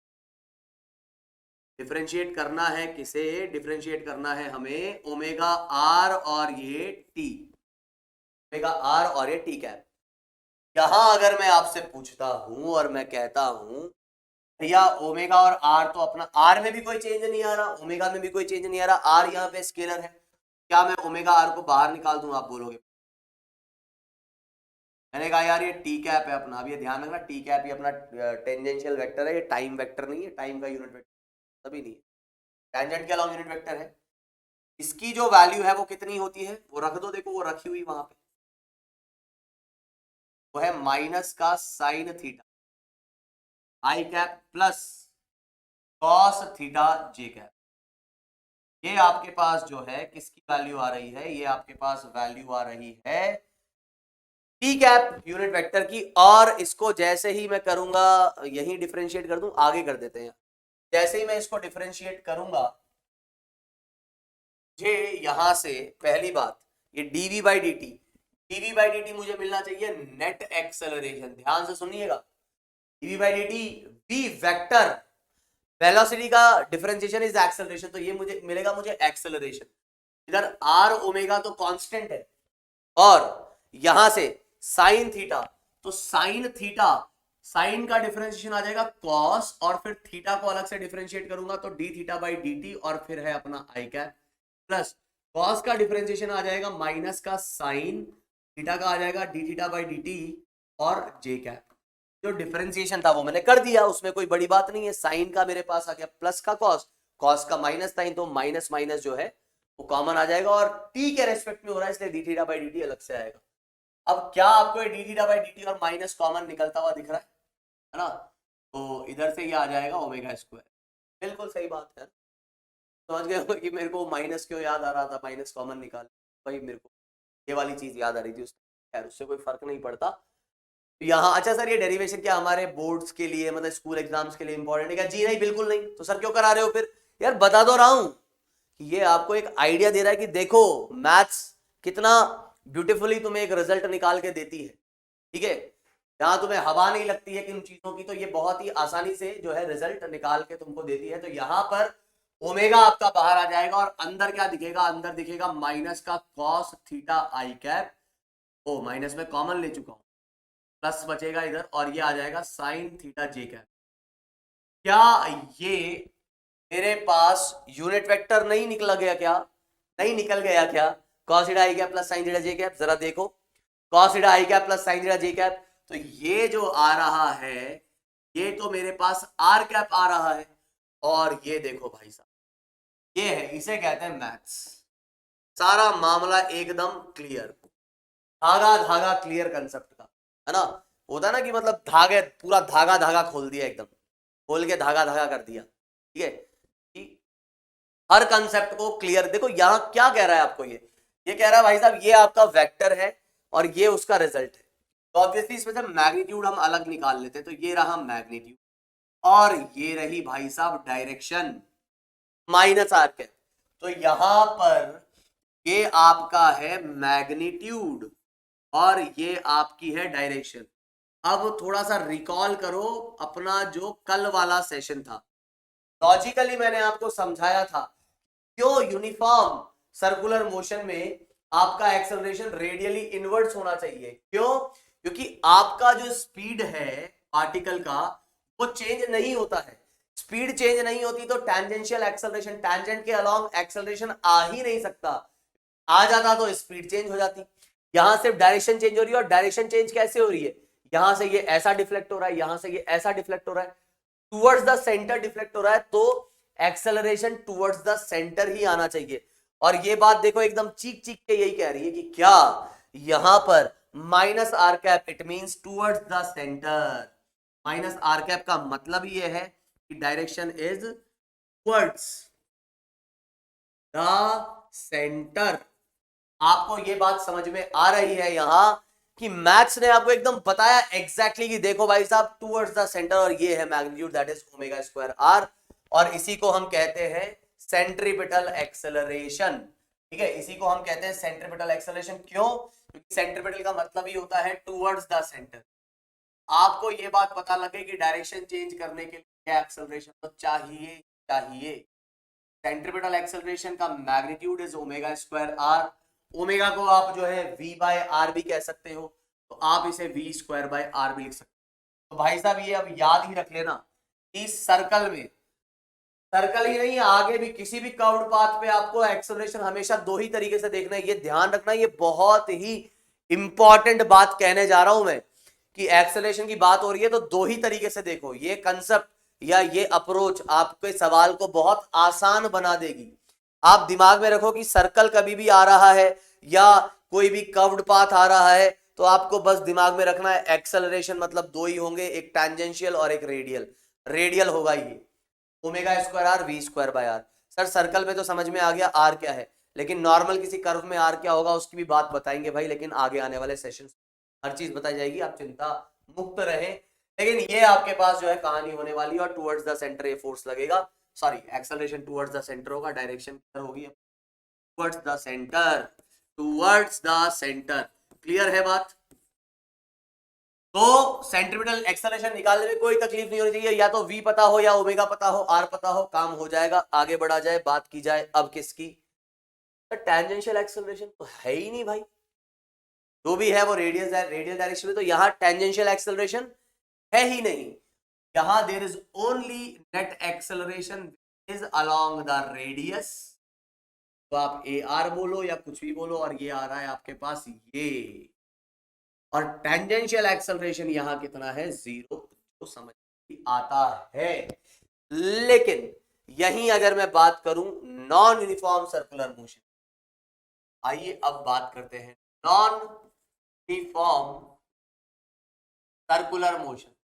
तो नॉन यूनिफॉर्म सर्कुलर मोशन की जब आप बात करने बैठते हैं तो आपको यह समझना चाहिए कि बार स्पीड जो है वो कांस्टेंट नहीं है और ना ही ओमेगा कांस्टेंट होगा। इसका मतलब यहां इस बार अल्फा जो है वो नॉन जीरो होगा। पहले अल्फा था ही नहीं क्योंकि ओमेगा कांस्टेंट था, इसलिए अल्फा जीरो लिख देता हूं भाई साहब मैं, है ना। अल्फा और ओमेगा में रिलेशन तो पता ही होगा, बताया ही है, यहां से अल्फा जीरो था। लेकिन इस बार जो है अल्फा आपका क्या है, नॉन जीरो है। अब सुनो कहानी आगे की। आगे की कहानी आपको कुछ ये कह रही है कि भाई साहब देखो आपका v जो है वो आता है कितना, ओमेगा आर टी कैप। इसमें आपको भी कोई तकलीफ या संदेह नहीं है। अब आप बोलेंगे कि देखो यार अब इस बार क्या है ना, हम एक्सेलरेशन निकालेंगे तो मैं dv बाई dt निकाल, ठीक है, dv वेक्टर बाई dt, ये याद रहे, dv वेक्टर बाई dt, ठीक। और यहां पर एक और चीज मैं थोड़ा सा बताना चाहूंगा, इसको अभी मैं ओमेगा आर ना लिख करके सिर्फ v का मैग्नीट्यूड और ये डायरेक्शन, है ना, क्योंकि ये चीज थोड़े से आपके कंसेप्ट को थोड़ा सा और धागा धागा क्लियर करेगी, ठीक है। तो भाई कमेंट में लिख देना कि धागा धागा क्लियर हुआ कि नहीं, है ना, ठीक है, जिससे कि मुझे भी पता लग पाए कि कितने धागे खुले कॉन्सेप्ट्स के। तो यहां v का जो मैग्नीट्यूड है और ये है अपने पास डायरेक्शन, तो मैग्नीट्यूड और डायरेक्शन तो इस बार दोनों ही बदल रहे हैं, तो यार प्रोडक्ट रूल लगाएंगे हम, लगाएंगे कि नहीं? और प्रोडक्ट रूल लगाएंगे तो उसमें v कांस्टेंट बाहर निकलेगा, टी कैप, और टी कैप एक बार बाहर निकलेगा और फिर आएगा dv। इसको आप ऐसा भी लिख सकते हैं, एक बार प्रोडक्ट रूल क्या कहता है कि एक बार u को छोड़ के v का डिफरेंशिएशन, को छोड़ के u का डिफरेंशिएशन। वही कहानी मैंने यहाँ पे दोहरा दी, इसको मैं दोबारा नहीं लिखूंगा भाई। तुम बोलोगे सर इसको प्लीज लिख दो, यार ये तो देखो हम करते ही आए हैं ना। पीछे क्या किया था हमने, पीछे यही तो किया था कि v को जो है वो बाहर निकाल लिया था, फिर इसको डिफरेंशिएट किया था। इस पूरे की वैल्यू क्या आई थी, इस पूरे की वैल्यू ये आई थी। तो मैं वापस से इसको सॉल्व नहीं करूंगा, मैं डायरेक्ट लिख दूंगा कि जो नेट एक्सेलरेशन आ रहा है आपका, जो कि आ रहा है v, और फिर ये चीज, ये ध्यान हो तो वो ओमेगा आर है आपका, हाँ, और था अपने पास था dv बाई dt, और ठीक है भाई साहब, ये आपको अगर ध्यान हो तो ये ओमेगा आर था और इसको सॉल्व किया था आपने तो आपका रिजल्ट आया था माइनस का ओमेगा स्क्वायर आर और आर कैप, है ना, या इसको ऐसा भी लिख सकते हो आप, omega square R minus R cap. भाई जो चीज कर रखी है उसको दोबारा से क्यों किया जाए, कुछ करने की जरूरत नहीं है। और ये क्या आया, ये आया dv बाई dt। अब देखिए इस तरीके से मैथमेटिक्स ने आपको पूरी चीज एकदम से क्लियर बता दी है कि देखो भाई साहब, अब यहां आपके दो एक्सेलरेशन आ रहे हैं। एक एक्सेलरेशन की डायरेक्शन है आपकी कैसी, वो आ रही है radially inverts. This acceleration is radially inverts, और इस एक्सेलरेशन को हम कहते हैं क्या, इसी का नाम है सेंट्रीपिटल। तो वो तो होना ही चाहिए, ये तो मैंने कल भी समझा दिया था कि सर्कुलर मोशन बिना सेंट्रीपिटल के तो आप उसकी कल्पना भी नहीं कर सकते, है ना। तो सेंट्रीपिटल एक्सेलरेशन तो जरूर होगा, अदरवाइज सर्कुलर मोशन ही नहीं होगा। और यहां पर ये किस डायरेक्शन में आ रहा है, जरा इसकी डायरेक्शन देखना भाई, आ रहा है टी कैप के अलाउ। टी कैप मतलब टेंजेंशियल इसकी डायरेक्शन, टेंजेंशियल तो मैंने आपको समझाया था, टेंजेंशियल डायरेक्शन अगर ये आ रही है, इसीलिए इसको हम कह रहे हैं टेंजेंशियल एक्सेलरेशन। और टेंजेंशियल एक्सेलरेशन का जो वैल्यू है क्या आ रहा है, उसका मैग्नीट्यूड आ रहा है dv by dt, that is rate of change of speed. मेरे भाई इस बात को समझो, बड़ी इंपॉर्टेंट बात है। अक्सर लोग अभी तक मैं मानता हूं लोग dv वेक्टर बाय dt और dv by dt दोनों को एक ही समझते आ रहे होंगे कि यार dv वेक्टर बाय dt लिखा है या dv by dt लिखा है, दोनों एक ही है। लेकिन नहीं, ऐसा नहीं है। वो एक होगा जब आपका स्ट्रेट लाइन में मोशन हो रहा है, लेकिन जैसे ही आपका कर्व में मोशन हो रहा है तो dv vector by dt and dv by dt they both are different. dv vector by dt represents net acceleration, है ना। लिख देता हूं चलो यहां पे, जिससे कि थोड़ा सा याद रहे चीजें, ठीक है। काफी इंपॉर्टेंट है, क्या कह रहा हूं मैं भैया, चीजें इंपॉर्टेंट है। जब आप लिखते हो क्या, जब आप लिखते हो d वेक्टर बाय dt, ये आपका रिप्रेजेंट करता है क्या, ये रिप्रेजेंट करता है नेट एक्सेलरेशन। लेकिन जब आप लिखते हो dv बाय dt, ये रिप्रेजेंट करता है क्या, रिप्रेजेंट करता है टेंजेंशियल एक्सेलरेशन। अंतर है इसमें, ये है rate of change of speed. क्या है, rate of change of speed. और ये क्या है, ये है आपका rate of change of velocity. ये है आपकी rate of change of velocity. Rate of change of velocity आपको देगा एक्सेलरेशन और ये देगा टेंजेंशियल एक्सेलरेशन, ठीक है। इस चीज को मैं और कैसे लिख सकता हूं, और मैं अगर ऐसा भी लिख दूं तो एक ही बात, ये भी यही है। और अगर मैं ऐसा लिखता हूं, इसमें और इसमें काफी डिफरेंस है। ये है rate of change of speed, ये क्या है, rate of change of velocity का मैग्नीट्यूड। ये है वेलोसिटी के मैग्नीट्यूड का रेट ऑफ चेंज। वेलोसिटी का मैग्नीट्यूड मतलब स्पीड, स्पीड का रेट ऑफ चेंज। ये है वेलोसिटी का रेट ऑफ चेंज मतलब एक्सेलरेशन का मैग्नीट्यूड। तो अगर ऐसा लिखा है तो ये है नेट एक्सेलरेशन का मैग्नीट्यूड, ऐसा लिखा है तो ये है वेलोसिटी, सॉरी टेंजेंशियल एक्सेलरेशन। क्या है, टेंजेंशियल एक्सेलरेशन। तो भी चलो मैं लिख देता हूं, हाँ आगे ये तो ये कंफ्यूजन दूर करने हैं भाई साहब, ये बड़े इंपॉर्टेंट चीज है, बड़ी इंपॉर्टेंट चीजें हैं। तो मैं क्या कह रहा हूं, कुछ और इंपॉर्टेंट बातें, ये कि अगर आपके पास कुछ ऐसा लिखा है, is what it is, magnitude of net acceleration, ठीक है। देखो जो लिखा है वो मैं बोल रहा हूं, अंदर क्या लिखा है, मैग्नीट्यूड के अंदर क्या लिखा है, rate of change of velocity जो एक्सेलरेशन, तो एक्सेलरेशन का मैग्नीट्यूड और नेट एक्सेलरेशन। वहीं अगर कुछ ऐसा लिखा है, ये है आपके पास magnitude of tangential acceleration because it is rate of change of speed, it is rate of change of, दोनों में अंतर है। क्लियर। अब हम और बात कर लेते हैं इधर से, तो relation between A tangential and alpha, ये जरा हम देखें। आपने क्या कहा, आपने कहा कि भाई साहब आपका जो टेंजेंशियल एक्स आया आया by that is rate of change of speed. ये बार बार मैं इसलिए बोल रहा हूं जिससे कि दिमाग में बैठ जाए, प्लीज इसको rate of change of velocity ना कहें, is rate of change of speed. हाँ, अगर आप बात करते हो अपने स्ट्रेट लाइन मोशन की तो दोनों सेम ही होगा, बस उसमें साइन का डिफरेंस होगा। एक का rate of change of speed और rate of change of velocity में एक ही डिफरेंस रहता है रेक्टिलिनियर मोशन में, कि भाई वहां पर क्या रहता है ना कि बस साइन, एक rate of change of speed is giving you the magnitude of acceleration and rate of change of velocity will give you the acceleration. Actually magnitude नहीं, वो साइन के साथ वैल्यू दे रही। यहाँ rate of change of speed है, तो यहाँ मैं अब क्या कहने जा रहा हूँ कि v जो है वो आपके पास क्या रहता है, v आपका रहता है, v is actually it is into r। Circle में, सर्कल के अंदर r आपका कांस्टेंट है, तो ये आ जाएगा d ओमेगा बाई, और d ओमेगा बाई dt आपका आ जा रहा है अल्फा, क्या आ जाएगा r अल्फा। टेंजेंशियल एक्सेलरेशन के जो फॉर्मूलेज आ गए अभी, वो क्या क्या आ गए हैं ये प्लीज आप याद रखें। टेंजेंशियल एक्सेलरेशन आपका dv बाई dt, अगर मतलब आपको velocity as a function of time दे रखा है, डिफरेंशिएट कर दो, आपको क्या मिलेगा, मतलब speed as a function of time दे रखा है, डिफरेंशिएट कर दो, टेंजेंशियल एक्सेलरेशन मिल जाएगा dv by dt। Tangential acceleration या फिर अल्फा दिया हुआ है तो भी आपको मिल जाएगा। यही रिलेशन वेक्टर फॉर्म में अगर आप लिखना पसंद करेंगे तो इन वेक्टर फॉर्म, इन वेक्टर फॉर्म, तो इसको भी देख लेते हैं। वेक्टर फॉर्म में मतलब मैं क्या कहना चाह रहा हूं, मैं कहना चाह रहा हूं कि भाई जैसे मान लो ये अपना क्या है, सर्कल है, ये सर्कल है और पार्टिकल जो है वो कुछ तरीके से जा रहा है, और मान लो इसकी स्पीड जो है वो बढ़ रही है।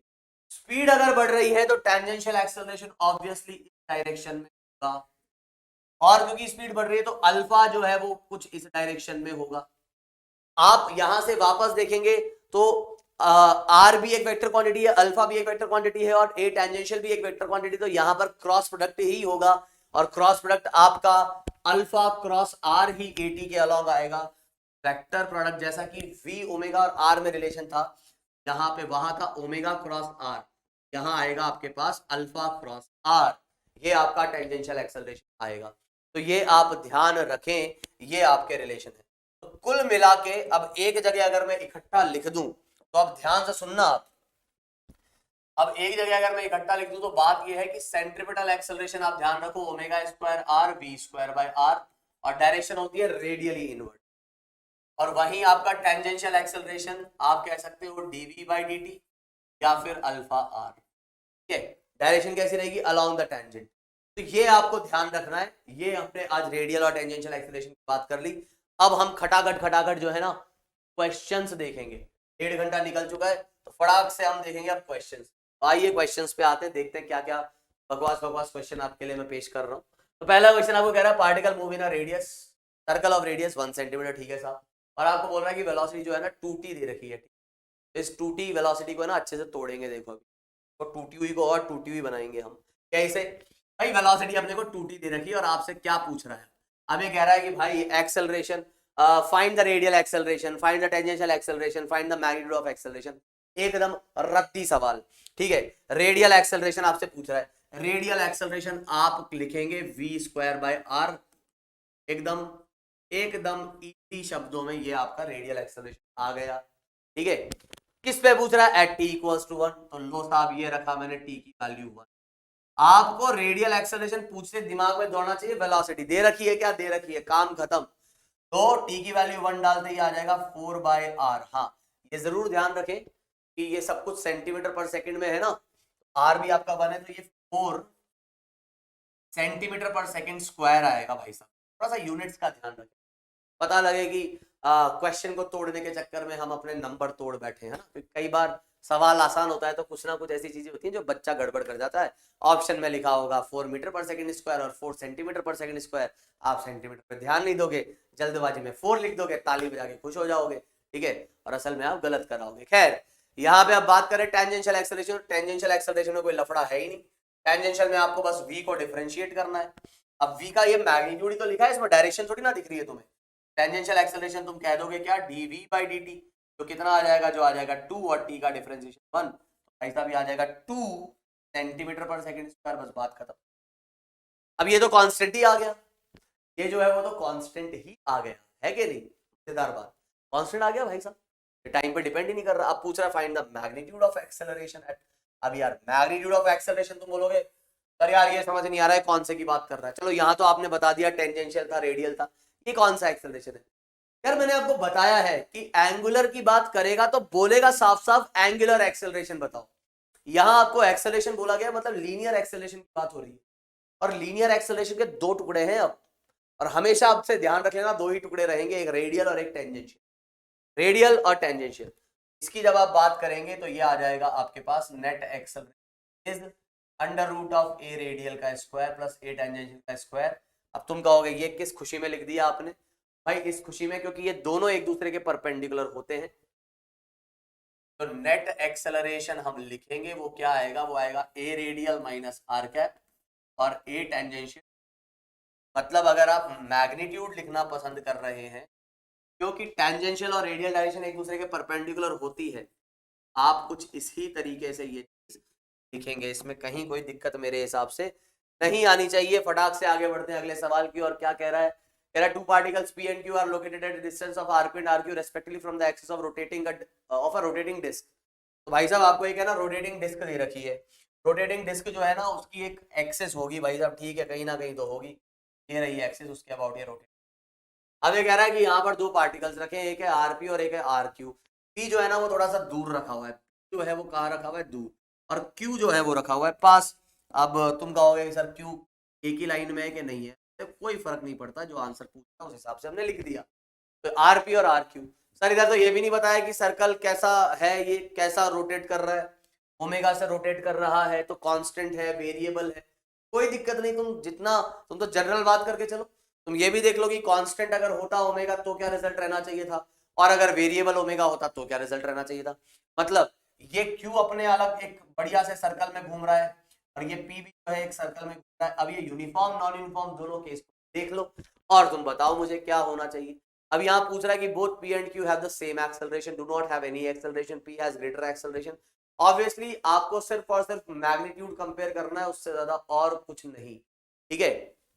तो करिए सॉल्व, वीडियो को पॉज करके फिर मैं बताता ही हूँ आपको। तो यहाँ पर जैसा कि मैं बात करूँ, अगर मैं इसको मान लेता हूँ कि यूनिफॉर्म सर्कुलर मोशन था, तो सीधे सीधे बात यहीं पे खत्म हो जाती है कि यूनिफॉर्म सर्कुलर मोशन में सिर्फ और सिर्फ सेंट्रीपिटल बचता है, और वो आता है omega square R.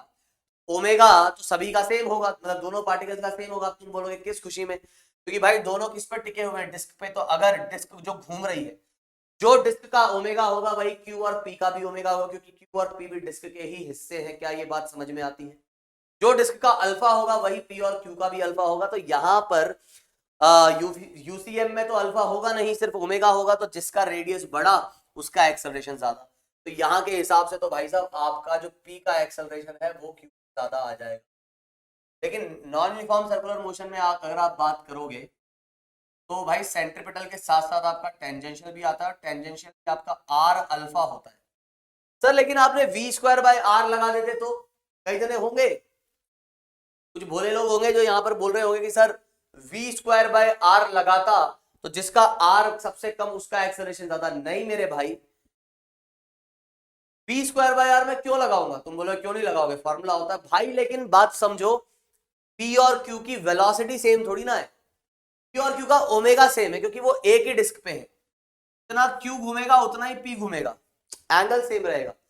Omega same होने की वजह से ये फॉर्मूला मैं लगा रहा हूं, अल्फा सेम होने की वजह से मैं ये फॉर्मूला लगा रहा हूं। ए टेंजेंशियल भी अगर आप देखोगे तो P का ज्यादा आएगा और Q का कम आएगा। तुम बोलोगे रेडियल, रेडियल तो भाई ज्यादा है ही। तो नॉन यूनिफॉर्म सर्कुलर मोशन में भी P का जिसका रेडियस ज्यादा है उसका रेडियल एक्सेलरेशन टेंजेंशियल दोनों ही ज्यादा होंगे, तो नेट एक्सेलरेशन भी ज्यादा होगा। तो यहां से P has greater acceleration than Q। एकदम रद्दी सवाल था, ये भी बिना देरी किए आगे बढ़ी जाए और बात किया जाए इस सवाल की। ये तुम्हारे लिए होमवर्क है, ठीक है। इस सवाल में क्या दिया हुआ है वो सुन लो पहले।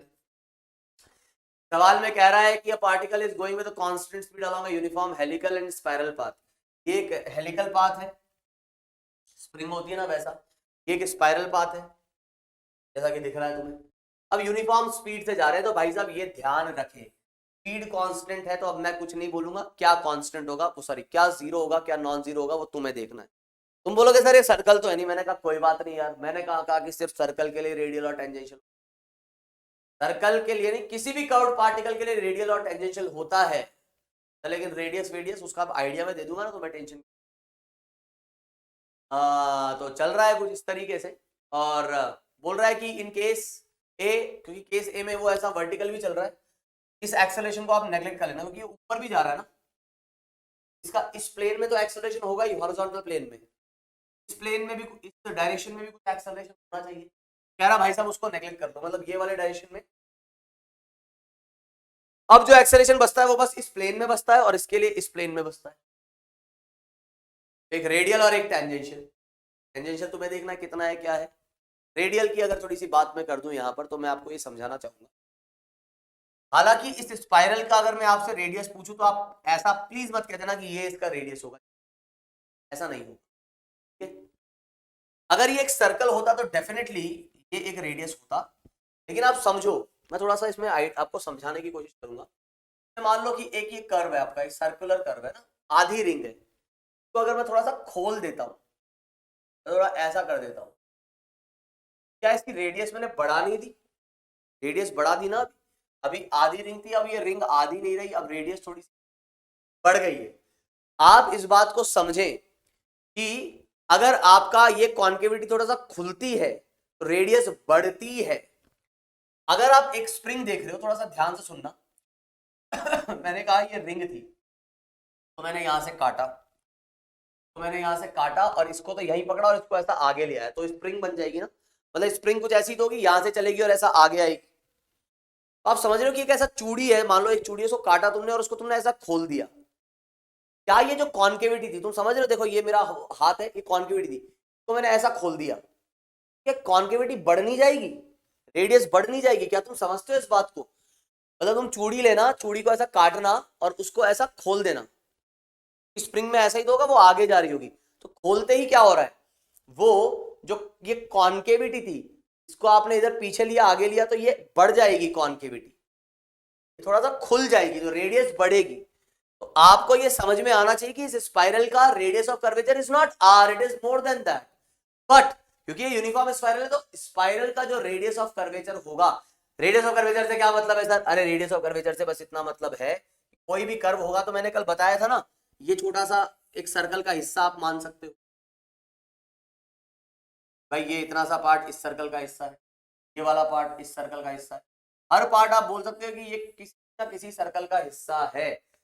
तो जिस सर्कल का ये हिस्सा है उसका radius is radius of curvature. इसकी बातें करेंगे हम इन द नेक्स्ट क्लास, नहीं तो नेक्स्ट टू नेक्स्ट क्लास। तो यहां पर इसका जो रेडियस ऑफ कर्वेचर है वो सेम रहेगा, आर ही रहेगा, ये आर से अलग रहेगा लेकिन कांस्टेंट रहेगा। और यहां जैसा कि आपको दिख रहा है कि भाई ये तो खुलता ही जा रहा है, स्पाइरल मतलब खुलता जा रहा है, खुलता जा रहा है, खुलता है, तो इधर रेडियस बढ़ते जा रहा है, इधर रेडियस आपका बढ़ते जा रहा है। तो इस हिसाब से आप इस पे जरा होमवर्क है आपके लिए, ट्राई करके आना। तो हम अगले सवाल की ओर बढ़ते हैं, और लास्ट के 2 क्वेश्चन बचे हैं, इनको खड़ाखड़ हम सलटाते हैं। अच्छा सवाल है ये, टाइम कितना हो गया है? 1:42 भाई साहब, ठीक, ये अच्छा सवाल है, इसको मैं करता हूँ। क्या बोल रहा है देखो, kinetic energy of K as of a particle moving along the circle of radius R depends on the distance covered. बोल रहा है कि यार जो काइनेटिक एनर्जी है ना, वो डिस्टेंस कवर पे डिपेंड कर रही है कुछ इस तरीके से। तो काइनेटिक एनर्जी को क्या लिख सकता हूँ, half mv square is equals to as square. थोड़ी सी बात आप यहाँ पे समझ जाएं कि वेलोसिटी जो है आपका इन टर्म्स ऑफ s आपको दे रखी है, ठीक है, where a is the positive constant and r is the radius. तो बोल रहा है total force acting on the particle is. अब यहाँ पर थोड़ा सा ध्यान से सुनना का, मैंने फोर्स की बात करती है, फोर्स की बात करती है तो आपको ऐसा घबराना नहीं है। हिंट मेरा ये है आपके लिए, नेट फोर्स क्या होगा? नेट फोर्स होगा आपका मास इनटू एक्सेलरेशन। आके ना मास दिया है क्या? मास नहीं, कोई बात नहीं, शायद जरूरत भी, मास इनटू एक्सेलरेशन होगा कि नहीं? और एक्सेलरेशन क्या होता है भाई सर्कल के अंदर? सर्कल के अंदर तो 2 ही एक्सेलरेशन है, एक सेंट्रीपिटल और एक आपका टेंजेंशियल। दोनों की वैल्यू आपको पता है कैसे निकाली जा सकती है? हाँ पता है। तो क्या आप यहां से चीजें निकाल सकते हो? हाँ बिल्कुल निकाल सकते हैं। तो चलिए निकालते हैं।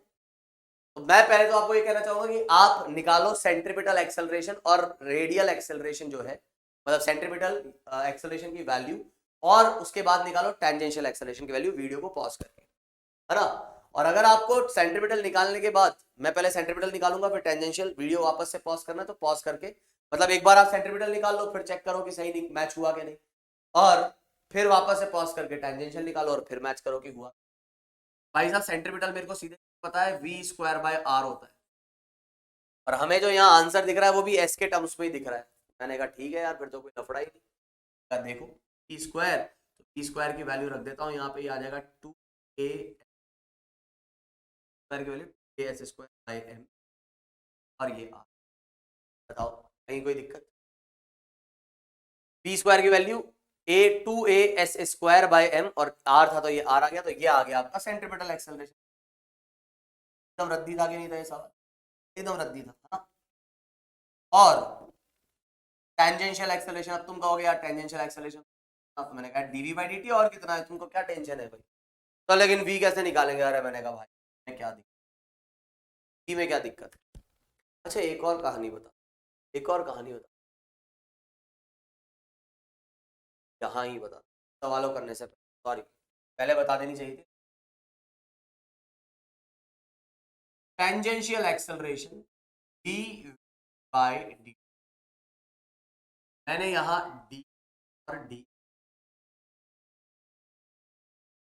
ऐसे स्मॉल डिस्प्लेसमेंट जो dt टाइम में चला वो, या डिस्टेंस भी आप कह सकते हो, क्योंकि डिस्प्लेसमेंट और डिस्टेंस दोनों ही सेम रहेंगे। यहां पर ds/dt जो है उसको क्या मैं v नहीं बोल सकता, स्पीड नहीं कह सकता, बिल्कुल, और ये क्या आ जाएगा dv/ds। तो यहां पर मैं क्या कह रहा हूं कि एक्सेलरेशन जो आपके पास आ रहा है वो आ रहा है v dv/ds। v dv/ds क्या है आपका? ये है टेंजेंशियल एक्सेलरेशन। टेंजेंशियल एक्सेलरेशन, तो ये मैंने आपको वर्क पावर एनर्जी में वर्क एनर्जी थ्योरम का जो प्रूफ था याद है, मैंने कहा था v dv/ds क्या होता है? वो टेंजेंशियल एक्सेलरेशन होता है। देखो यहां पर भी वही आ रहा है और आना भी चाहिए, है ना। तो यार मैं ये इसलिए बताया क्योंकि यहाँ पे रिलेशन वही यूज होने वाला था। वैसे आप dv/dt से भी सॉल्व कर सकते हो, लेकिन बेटर है मैं इसको v dv/ds से ही सॉल्व कर रहा हूं। ये निकालने के लिए मुझे d/ds चाहिए होगा, तो ऐसा करते हैं, ये वाली टर्म जो है ना इसको देख लेते हैं यहाँ पे पहले। कौन सी वाली टर्म?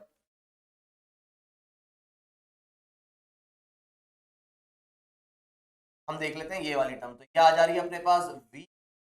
v² जो आ रहा है 2as²/m।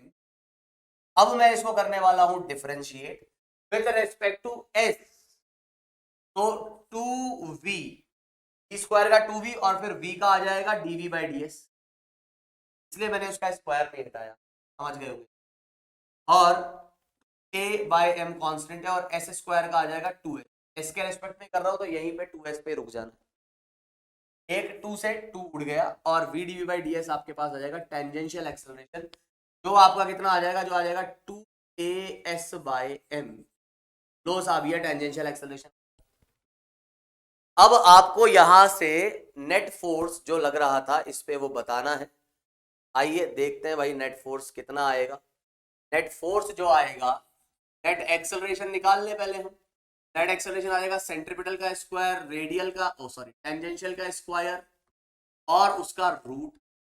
तो यहां पर सेंट्रीपिटल कितना निकला है अपना? सेंट्रीपिटल निकला है 2as²/m, इसका होल स्क्वायर, और रेडियल टेंजेंशियल अपने पास निकला है 2as/m,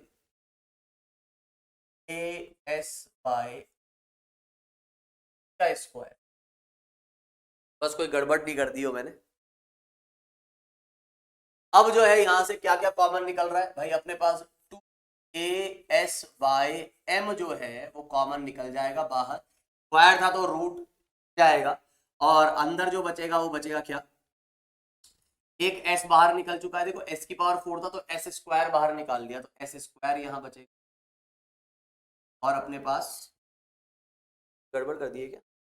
r नहीं लिखा मैंने, पास इधर r भी आएगा, s²/r², और ये 1।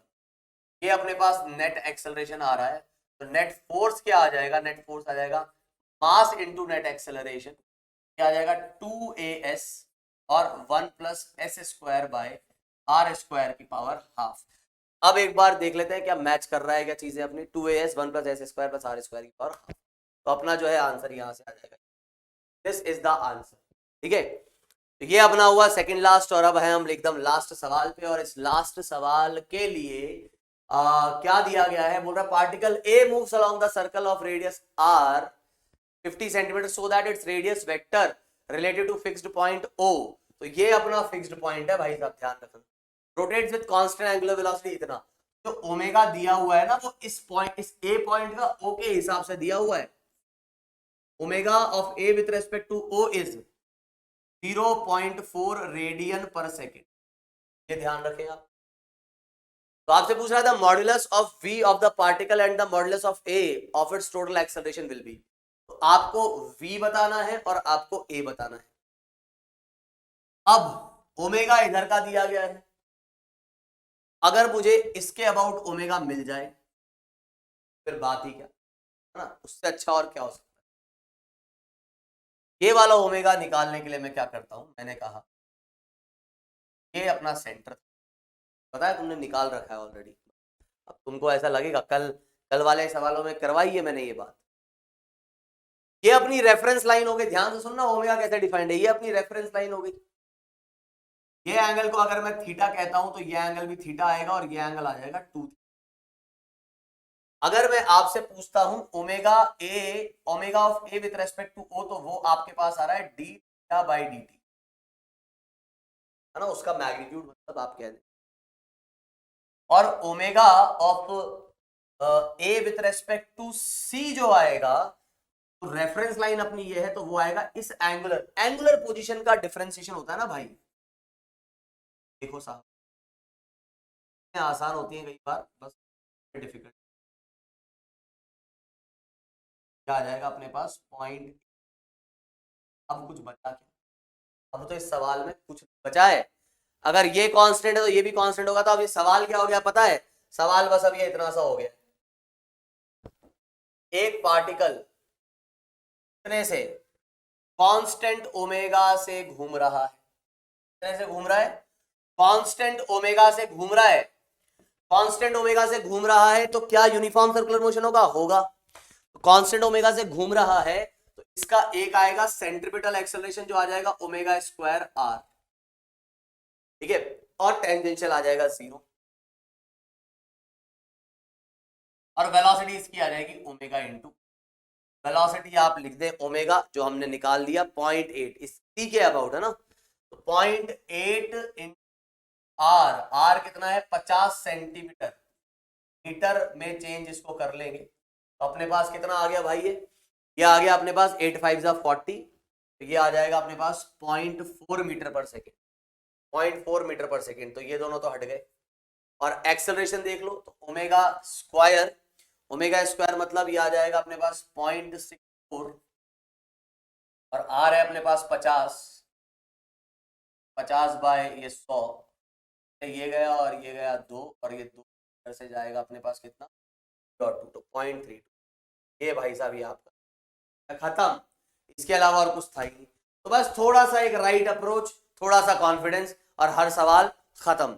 ठीक है, तो यही कहानी रहती है फिजिक्स की, बस आप थोड़ा सा राइट अप्रोच को फॉलो करते हुए चले और चीजों को समझते हुए चले तो आपको कहीं कोई दिक्कत नहीं आएगी। तो आज के लिए बस इतना ही, that's it for today's session. बाकी की कहानी हम देखेंगे इन द नेक्स्ट क्लास।